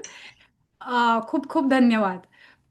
आणि खूप छान कॉमेंट्स आलेले आहेत आपल्या ह्याच्यामध्ये, तर सगळ्यांना खूप इन्स्पायरिंग वाटलेलं आहे. तर थँक्यू सो मच. आणि अलका, मी तुझ्याकडे हे देते. धन्यवाद सायली. आणि प्रगती, ॲज युजल मी तुला खूप जवळून पाहिलंय, तुझा प्रवास खूप जवळून पाहिलाय. त्याच्यामुळे आय नो की तुझा कुठल्या कुठल्या कॅटेगरीज मधनं, कशा कशा गोष्टींमधनं तू पुढे गेली आहेस. माझी आजार पण हॅट्स अलकाला ऑफ टू सगळी यू. माहिती आहेत, कसं कसं कशातून आले, बरंच अलकाला माहिती आहे. हो. सो हा, हॅट्स ऑफ टू यू. आणि दुसरी गोष्ट मला म्हणजे ज्या पुस्तकाबद्दल ऍक्च्युली आपण बोलायचं राहिलं, तू तुझ्या मनातल्या वावटळी हे जे हा पहिलं पुस्तक होतं हा. ते तू सांगितलंस, पण दुसऱ्या पुस्तकाबद्दल बोलली नाहीयेस. ओ दत्तक वेणा. पुस्तक वेणा. हा. सो तुम्हाला म्हणजे तिने जे सांगितलं ना की पहिल्या पुस्तकाची भाषा आणि दुसऱ्या पुस्तकाची भाषा. सो हो पहिल्या पुस्तकामधलं आणि नंतर तिचा जो दत्तक वेणा पुस्तक होतं त्याच्यामधल्या भाषेतला फरक तुम्हाला कळेल. हो, म्हणजे कारण मला नंतर कळालं ते की असं ट्रिमेंडस बोली चेंज, भाषेत पण लिहिता येतं. ट्रिमेंडस बरं. Change in her writing language. आणि इतकं हा, अडॉप्टेशन माणूस करू शकतो एवढ्या काळात, त्याचं हे ज्वलंत उदाहरण आहे की किती किती म्हणजे पूर्ण पूर्ण भाषेचा बदल आहे त्या दोन्ही हो. पुस्तकांमध्ये. जर तुम्हाला त्या, आणि ही पुस्तकं अवेलेबल आहेत ऑनलाईन, हो तर तुम्हाला जर का वाचायची असतील तर ती नक्की वाचा. दत्तक वेणा तर फार सुंदर पुस्तक आहे, मला भयंकर आवडतं ते पुस्तक. हो हो. आणि मलाही मनातल्या आवडतं. वावटळी हे तिचं पहिलं हो, पुस्तक आहे. सो हो दत्तक वेणा नक्की वाचा. It's a very inspiring book. तर ते वाचायला मिळालं तर नक्की वाचा. आणि अगेन प्रगती, तुला परत परत बघायला आवडेल आम्हाला.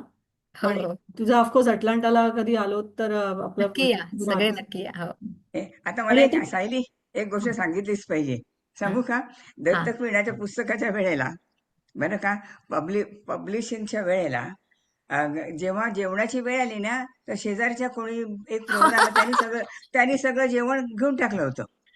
आणि आता मग काय करायचं, हिची हिंमत एवढी आहे की ती थांबा म्हणाली.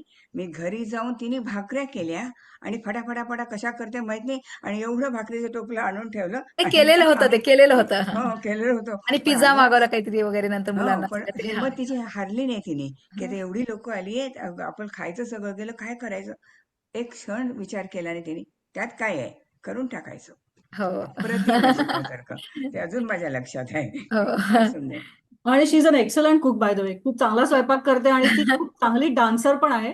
आणि हा. त्याच्या म्हणजे that is how we started knowing her. कारण ती आमच्या पहिल्या मनात नसते मराठी वगैरेच्यापासनं है ना? मराठी मंडळातल्या रेजिम पासून त्याची सुरुवात झाली होती. है ना? आणि आता पुढच्या आठवड्याबद्दल सांगायचं म्हणजे पुढच्या आठवड्यामध्ये आपल्याकडे डॉक्टर निनाद दीक्षित येणार आहेत, जो माझा मामे भाऊ आहे.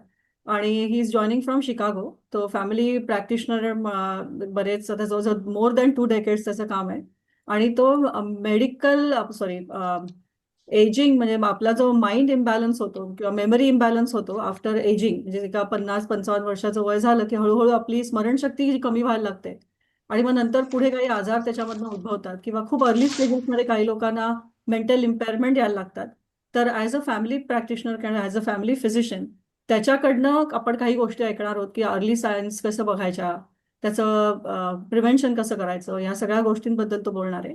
सो पुढच्या आठवड्यामध्ये आपल्याकडे असणार आहे डॉक्टर निनाद दीक्षित.